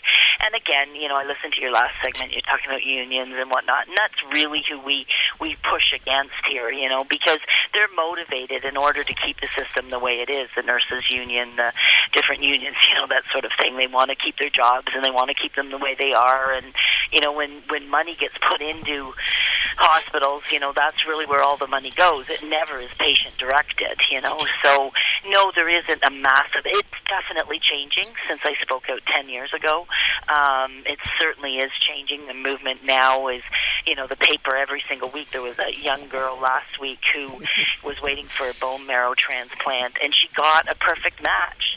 Absolute perfect match. And you can imagine how elated the family is. There's no hospital bed to put her in. So here she has a match, and there's nowhere to go. Now, I can't even tell you the language that spews out my mouth when I read this thing. I mean, I just scream, because it's like, how can we do this? Is there no moral, you know, ethics involved here? Is nobody saying, look, we have to help this girl? But there just isn't that, because you are just up against a bureaucratic system. And you know, that's the thing about bureaucrats. You can never put a face to them. You never know who actually is making these rules. You know, no, just against the rules. Computer says no. And what do? You know, who do you fight? Where do you, and Canadians are so passive. I mean, you bring up an important... Except for hockey. Except for hockey. Yeah, we get a little aggressive there, but I think it's all our frustrations coming out. I mean, that's a great point you just made, Shona, that when something goes wrong, or if it just, or the better case, it just doesn't go quite right, who do you complain to? Because the connection between you, who should be paying for the service, and the person who is being paid to provide the service is cut with a single-payer system. Right. You don't have to care. And that's the worst part of the single-payer system. Nobody has to care. Unlike the free capitalist marketplace system where if I'm paying and I'm buying your service, you'd really better care or I'm going to go somewhere else. You're locked in. And yet all of these people who complain about capitalism, they know at the very top they can go somewhere else. There were several stories of your high-level politicians coming here for care because the Canadian system couldn't respond. Well, they had the bucks to be able to move. Well, what about the poor schlub? Yeah, and this is the thing, and I'll even get a lot of blowback about that as well, because Canadians will say to me, well, at least you're fortunate enough to be able to afford to do that. And I mean, what this all boils down to, my husband's a hero in this story. I mean, what it all boils down to, he's the one that's working 2 jobs. He's the one that put a second mortgage on our house. He works for our local police department, so the economic status that we're in, so it's not that we had it, and we have health insurance, and I'm even blessed to have supplementary health insurance. Like, I have a private health insurance that covers my dental and my drugs and eyeglasses and all that through the police station. But, so many Canadians don't have that, but you're off work for 3 years because you can't, walk the beat in the police department because you have, a bunion. I know a fellow that's exactly what happened. I mean, what does a reasonable person do? How long do you wait? And this is the thing. And then you write your local congressperson and you say, listen, and you get the standard letter back saying, unfortunately, we don't look at individual cases. Well, you're not looking at the big picture either. So what are you doing? Okay, we've got about a minute. On that note. I got about a minute. Can people reach out? Oh, well, go ahead real quick. I just ask people when I go door to door. Once in a great while, I meet someone who still believes in socialized healthcare, and I ask them, do you believe that life and death medical decisions for you and your family should be made for you by bureaucrats and politicians who you never see and will never care if you live or die? That's it. And they said? Yeah. And they say, well, no. And that's when they kind of wake up and they realize what it is, the false bill of goods that they're being sold. I liked your car repair shop analogy. That was really good. I'm going to use that. All right, so we got about 45 seconds left. Can anybody reach out to you, help you out in any way? Well, I mean, ShonaHomes.com is my website, and if people have any questions, or that by all means, and just giving me a venue like this to talk to my neighbors and letting them know what is going on, because I still want a great place to come and get my medical care. So if I can't fix things in Canada, God darn it, I'm going to fix them in America. Well, so, we appreciate the help. I appreciate you letting me have a voice. So. All right. Well, thanks so much for coming on the show. You have a great weekend. Thank you. Okay, you too. Thank you. All righty. Bye-bye. All right. That was Shona Holmes, Canadian refugee. You heard the story. Listen to it again, and we had her on in April. It's kind of the same thing. It's rough when you got nowhere to go because you got to wait 2 years for a procedure. All right. This is GrokTALK. I'm Steve McDonald here with Skip Murphy, Mike Rogers, and Max Abramson and Rich Gerard's in the room. We'll be right back. This is the Coalition of New Hampshire Taxpayers. We're located at 8 North Main in Concord, New Hampshire. This is a repository for all things conservative and municipal. So if you have a problem in your town, your school, your budget committee, the right to know law, and now at the top of our list is voter fraud. You have a tip for us, some information for us, you want to join or help us out, cnht.org.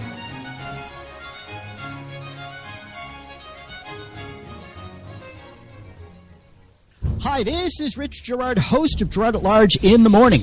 The Manchester area's only locally owned, locally operated, focused, and interested riveting radio show, heard live every Monday through Friday from 6 to 9 on 90.7 FM WLMW, New Hampshire Family Radio, and available 24/7 live or archived at GerardAtLarge.com. Be sure to tune in.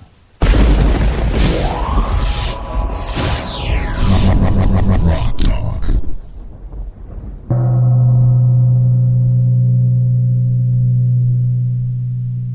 Three, two, one.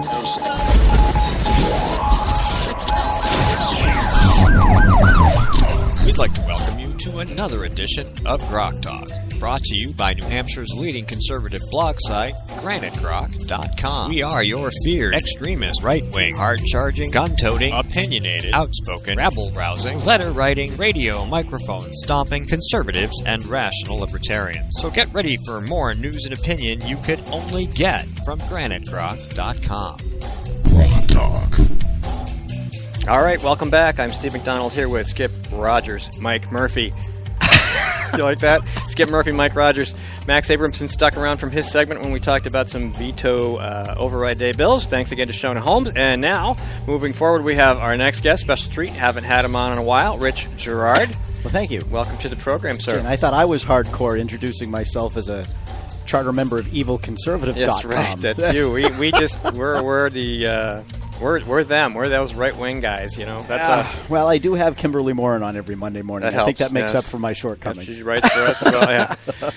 So you're running for office. Now, well, first of all, Gerard at Large, great show. Thank you. Wish I had more time to listen to it. I get 15-minute window on my way to work. You know, that's pretty much it. So I never call in, even if I want to, because I'm going to be getting out of the car, and it's just no point. But the joys of being in a commuter hour. Yes, absolutely. So you're running for office in Manchester. I know why, but let's talk about that. Well, first off, what is the actual official title? Because we had a little bit of a tussle in the beginning of the show. I said school board. You were saying something Board of else. School Committee, Manchester Board of School Committee. Yes, something. well, the technical name of the Manchester School Board is the Board of School Committee.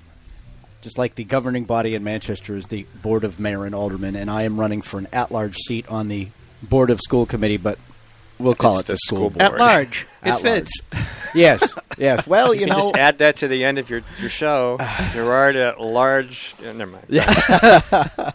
Yeah, no, well, I talk an awful lot about education and education issues and the stupid things that school boards do around our listening area on a regular basis, and I finally... Legion is the word I would use for the epic stupidity. Good God. But, you know, we've been able to bring, through the radio show, a lot of attention to things that are happening at various school boards and at the state.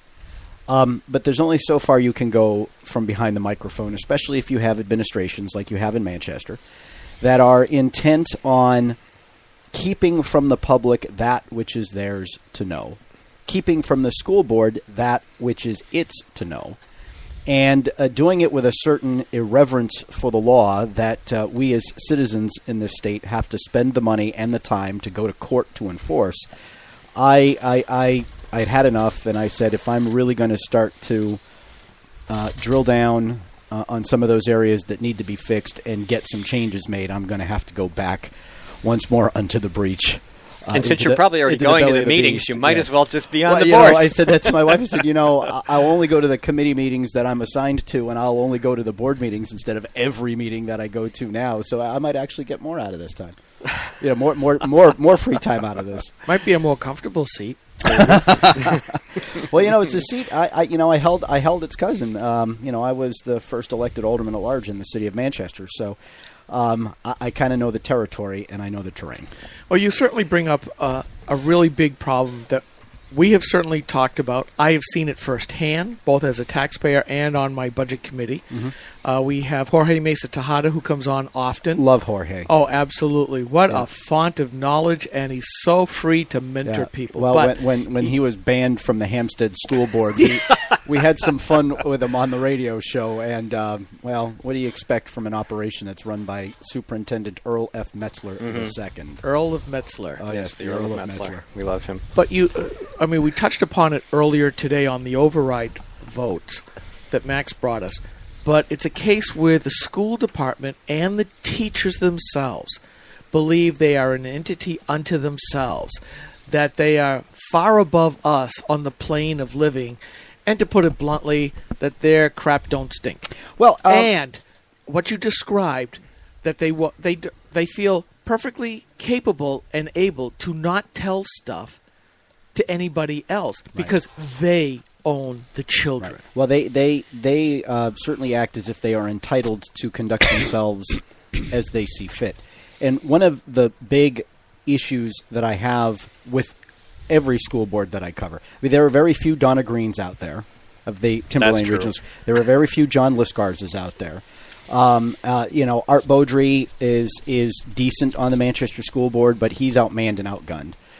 Deb Langton on the Manchester School Board. There are very few people who will look at the edubabble, or I should say, look at the people who just spewed the edubabble and talked in a language that nobody understands, and sit there and say, for those of us who don't know what you just said, let's try to bring it down to where we can understand it. And I'm firmly convinced that the bigger government gets, the more complicated it gets because of state and federal mandates and all of the stuff that we have to deal with now, the more they speak in a language that is designed to intimidate the elected officials into compliance with what they want, as opposed to making themselves look stupid by asking the questions that need to be asked to understand and discover the proof of what they're saying. And it's sometimes not even that hard. I mean, one of the biggest things I think we accomplished through the radio show was when Deb Livingston, the Manchester superintendent, came to the Curriculum and Instruction Committee meeting 2 years ago last month, and said, oh, if we don't adopt Common Core, the state says we're going to lose our state adequacy grant and federal funding. Now, okay, in Manchester, when you take federal and state funds, you're looking at over $75 million. And not one person there, not one, zero, said, what's your evidence of that? Who told you that? Where did that come from? It took me filing a right-to-know request from the radio show to say, please provide any and all communiques between you and the State Board of Education, any laws, any regs, anything that would substantiate your claim that the state will withhold not just federal funds, but state adequacy grant money. And after that all came down, they were forced to retract the statement, and Virginia Berry, who was the originator of the threat, the Commissioner of Education, had to stand down from those positions. But, I take a look at this and say it's an accountability problem, there's a transparency problem, and there's an unwillingness for people. It drives me crazy when you see school board members say, oh, yes, they're our educational leader. We should give them what they say they need to do the job. Well, if that's your position, why are you sitting on the school board? Well, I think that goes to the point of the ordinary person, if they can get themselves elected, because let's face it, you're going to be faced with a big contingent of schoolies who are going to oppose you. Trust me, I had the same thing in my area when I said no new red shiny fire engine, and the fire engineers and firemen all rose up and joined with the schoolies because I've been hard on them. It got me out of office. I haven't been able to get back in since. Right. They hate me. Right. At least I have a good reason. But anyways, there is this this awe of professionals that seems to run rife among elected officials, that if somebody that we're paying says something, we have to accept it prima facie as being truthful. And it just drives me, you're right, it drives me crazy because I'm a simple person. Yes, my critics call me a simpleton. I'm okay with that. But if you can't answer the simple question, right, and then you get mad at me because I've asked the question, right, as I've said oftentimes from my perch behind the microphone, I'm not the bad guy because I asked the question. And the people who are making me a bad guy because I asked the question are the ones who don't want to answer the question. So you have to ask yourself, why don't they want to answer the question? Because you hate children. I do. Especially the 5 that I have. They drive me absolutely crazy.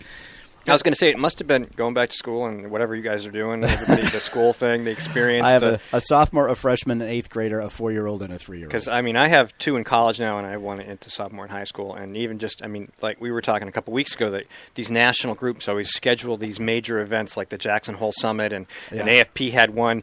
It's the week or within the 2 weeks where there's no way in hell I can leave the house because my wife's a teacher. She's going back to work. Yeah. Why do you do this to me? This is the worst time of the year for me. And at the the end of the year, same thing. They always do that. And I'm like, don't do that. Schedule them some other time because we're busy. Yeah. I mean, and I think Steve's got a great point because they do a lot of this stuff knowing that people are busy. I mean, to me, government should be 4, 5, 6 levels down deep.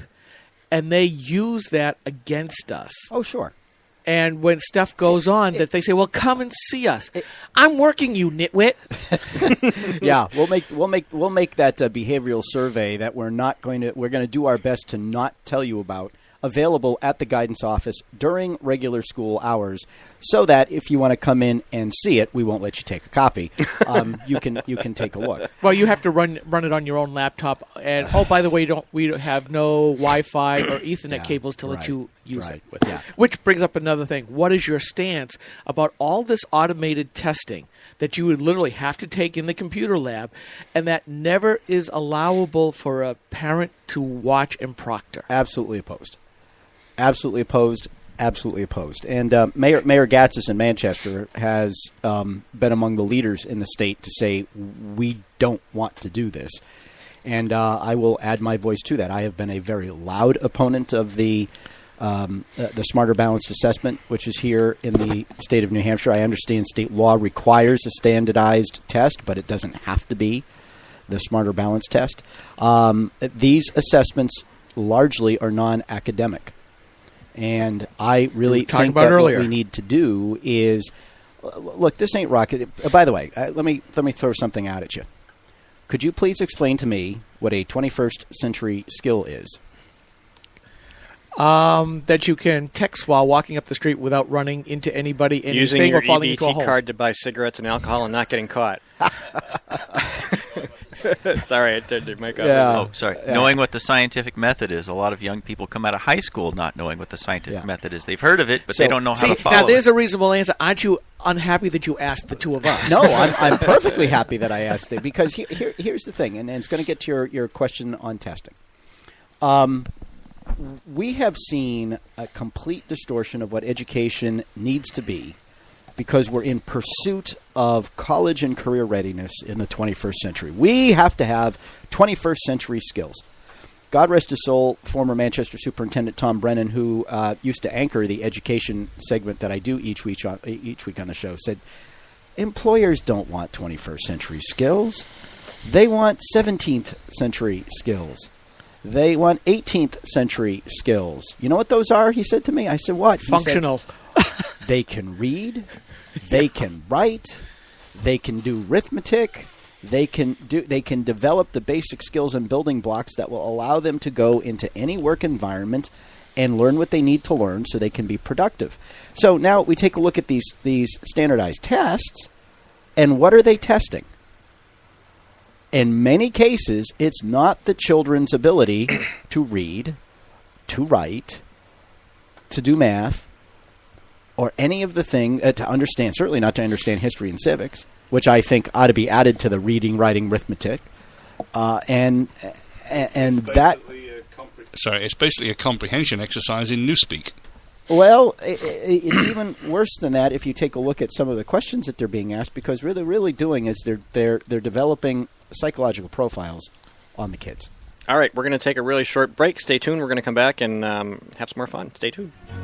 This is the Coalition of New Hampshire Taxpayers. We're located at 8 North Main in Concord, New Hampshire. This is the repository for all things conservative and municipal. So if you have a problem in your town, your school, your budget committee, the right to know law, and now at the top of our list is voter fraud. You have a tip for us, some information for us, you want to join or help us out, cnht.org.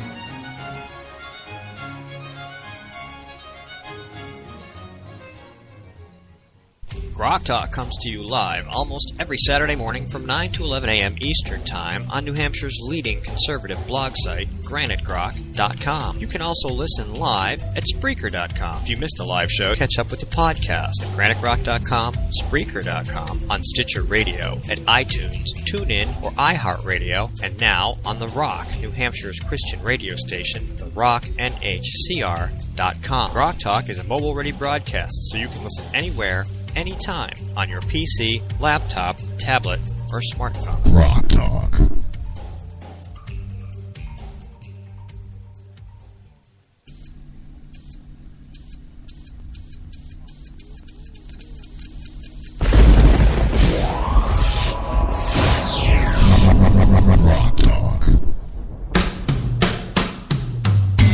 Welcome back to GrokTALK. We are talking to Gerard at Large's humble host, Rich Gerard, who's joined us today. With the never humble opinion. With the never humble opinion, because you can't have one if you want anybody to listen to you.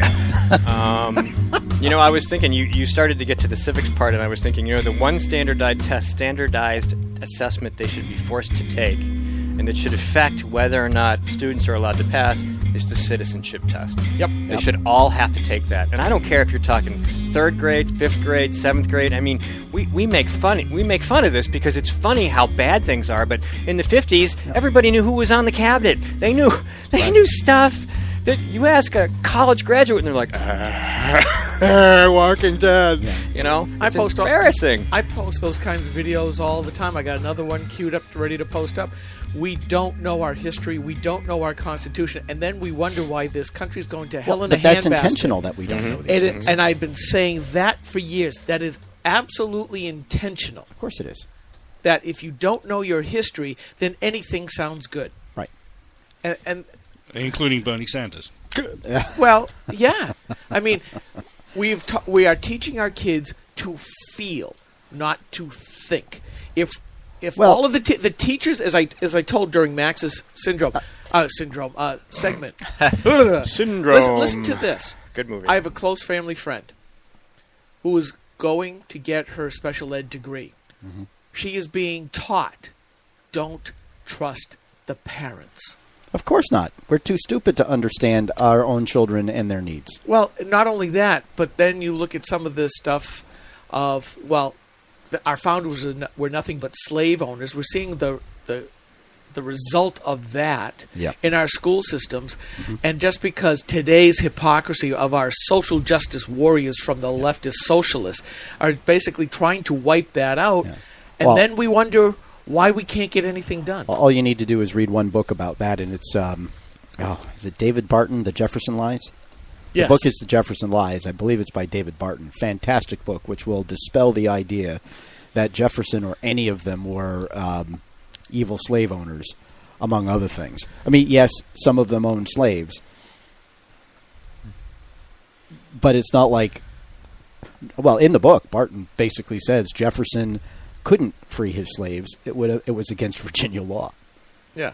I mean, they talk about Republicans and Jim Crow. Mm-hmm. Most of those were still down in the South by Democrat lawmakers. Of course. But again, that's the kind of history. Well, I mean, if they talk about the bad things here, you got to talk about the bad things over here as well. And they won't do it. It is all... Like you said, can they add? Well, I'm going to pick up on something that you said, Skip, and take it a step further. They're not being taught to feel. We all have feelings. I mean, we all feel things. What they're doing is they're doing two things. They're not teaching kids to develop their ability to reason and be intellectual, so their ability to reason and use their intellect to override their feelings. When necessary and appropriate, can be done. So they're disabling the intellectual ability that we as human beings need to develop if we are to govern our passions and feelings rather than be governed by them. They are basically boiling us down to our animal instinct, if I can put it that way. Yeah. And I see that as problematic. I was doing a little bit of history research. The Democrats to this day continue saying, well, those Southern conservative Democrats moved over to the Republican Party in the 60s and 70s and so forth. And that isn't true. When you actually go through the list of these really prominent white supremacists and KKK members and Robert Byrd, Democratic senator from West Virginia, if you look at them, they stay in the Democratic Party.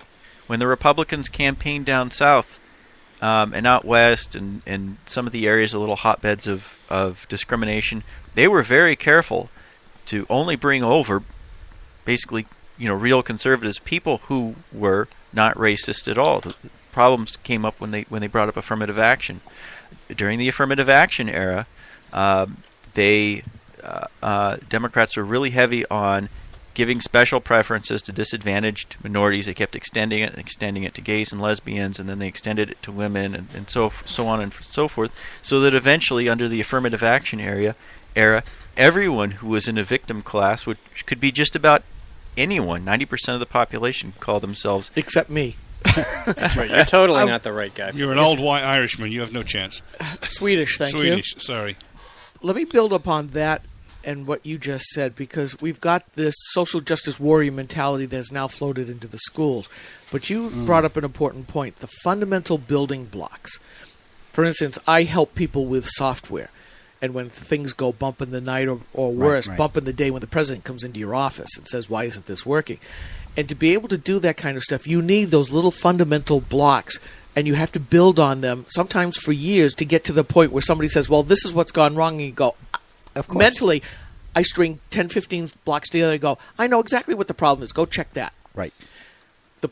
What you're saying is that we have to be doing the same thing in school at a more basic level, but creating those little fundamental blocks. Well, how are you, when you go on the board of school members or whatever the heck the name is? School board. We'll just call it the school board.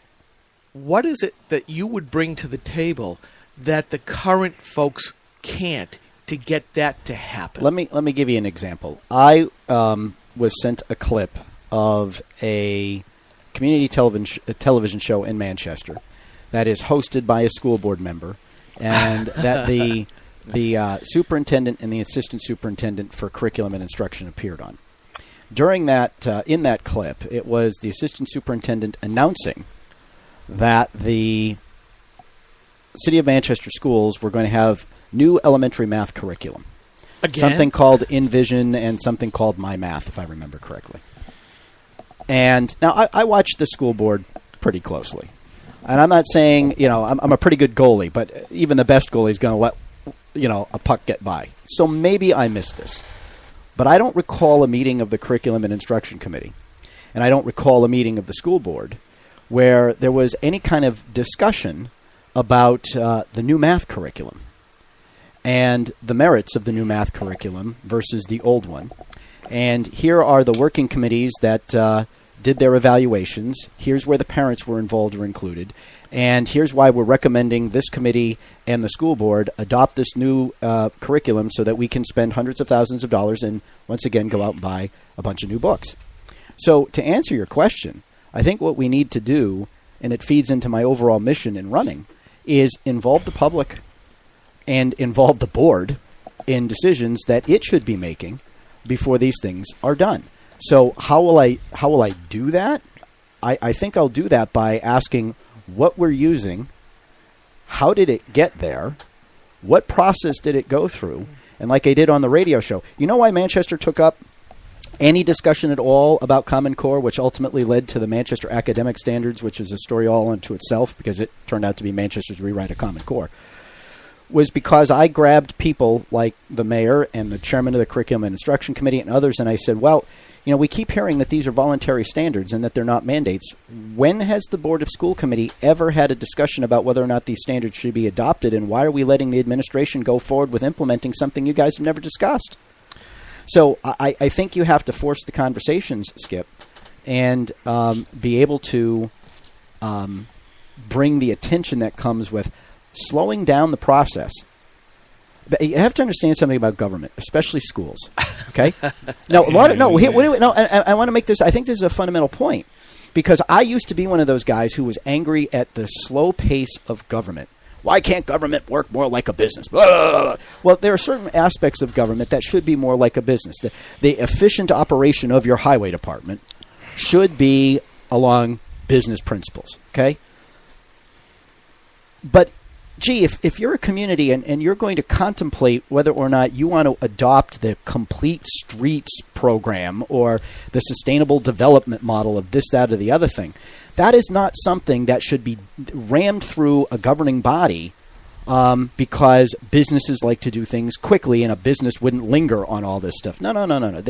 There's a process that needs to be gone through. There's a public that needs to buy in. There's a public that's going to pay the bill, and there's a public that's going to, suffer the benefits or the consequences of the decision of the governing body.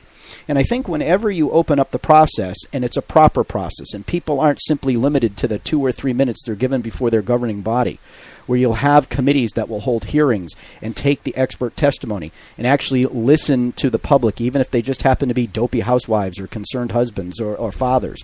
You know what I'm saying? I think a lot of the shortcomings of what is being done or what could be done and a lot of opportunities that otherwise would be unknown will come forward. And the public process is one where the public input needs to be given a fair opportunity to be heard and an honest consideration. You're absolutely right on that. The due process. Government, to be open and transparent, has to have a process that's open that everybody can follow. Correct. It's got to be you've got to be able to follow it from A to B. Yeah. Here, I'm going to go you one further, though. We see this wholesale take out and plug back in of something totally different. Mm-hmm. And like you said, nobody can tell you, does it work or not? Right. And I just don't understand why more school boards just don't say, well, we don't have to change for the sake of change because you tell us to change. Right. How about you do a couple of tests? We have our our baseline folks. We're going to take a couple of the classrooms. They're going to stay that way. Then if you want, bring in another classroom and try this thing. Right. Let's try it for 2, 3, 4 years and then assess which way is better. Yes, some people may not, if this is better, they get left behind a little bit. But if this is a disaster, then you lessen the harm to the whole. But at least then you can objectively. I come from a manufacturing background. This is what you do. You just don't switch. You take a baseline, you get your measurements, your metrics, and you say, this is what we're going to test for. Now we do a small-scale experiment. Is this more value add? And I don't see anything like that happening in education. It's all, I got this new theory. Let's put it nationwide. Well, a lot of this, though, you have to understand, and this is a local control issue. A lot of this happens because the federal government comes up with something like Race to the Top or No Child Left Behind or, America 2000 or Goals 2000. I mean, there's been any number of federal initiatives. And what performance-based education, outcome-based education. Outcome-based, yeah. Well, the outcome-based education. Refuse the money. Well, and the only time that's ever been done was Ovid Lamontagne when he was chairman of the State Board of Education. But here's the thing. The mindset is, and we're going through this fight in Manchester, and I've got a big bullseye painted on my back because I'll stand up and I'll say, well, wait a minute, what's your evidence that more money will fix the problem? Where's your evidence of when the schools have been more funded in a manner that you like, that there was proof of what you say was going to happen? So I don't concede the premise. We got about a minute. Okay, I don't concede the premise that the only difference between where we are now and superior schools is spending more money. I think we need to take a good, hardcore look at what we're doing, how we're doing it, and come up with ways that we believe it would best be done before we enter into the discussion of whether or not we're quote-unquote under-resourced. And that's going to take time. And what people need to understand is if you change the way you do something in education, it's not, we're going to try it for a year or two. You have to be committed to it for a 6, 8, 12-year period of time.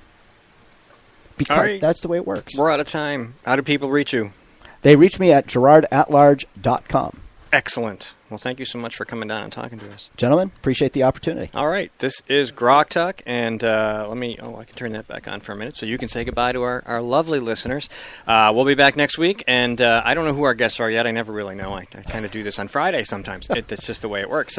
But thanks again to everybody who came in today. Max, of course, Shona Holmes, and Rich Gerard, and we will be back next week with somebody. But in October, we're on remotes, so don't forget. We're going to be on the road at a bunch of events for Groktober, and we'll get back to that later. We'll post it up online, and that's the end of this. We're going. Goodbye. See ya.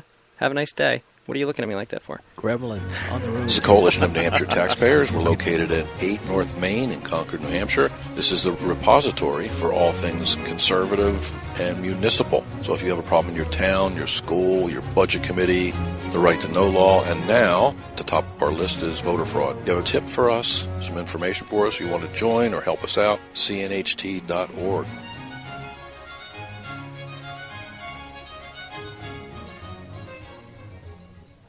GrokTALK comes to you live almost every Saturday morning from 9 to 11 a.m. Eastern Time on New Hampshire's leading conservative blog site, GraniteGrok.com. You can also listen live at Spreaker.com. If you missed a live show, catch up with the podcast at GraniteGrok.com, Spreaker.com, on Stitcher Radio, at iTunes, TuneIn, or iHeartRadio, and now on The Rock, New Hampshire's Christian radio station, TheRockNHCR.com. GrokTALK is a mobile-ready broadcast, so you can listen anywhere, anytime on your PC, laptop, tablet, or smartphone. GrokTALK.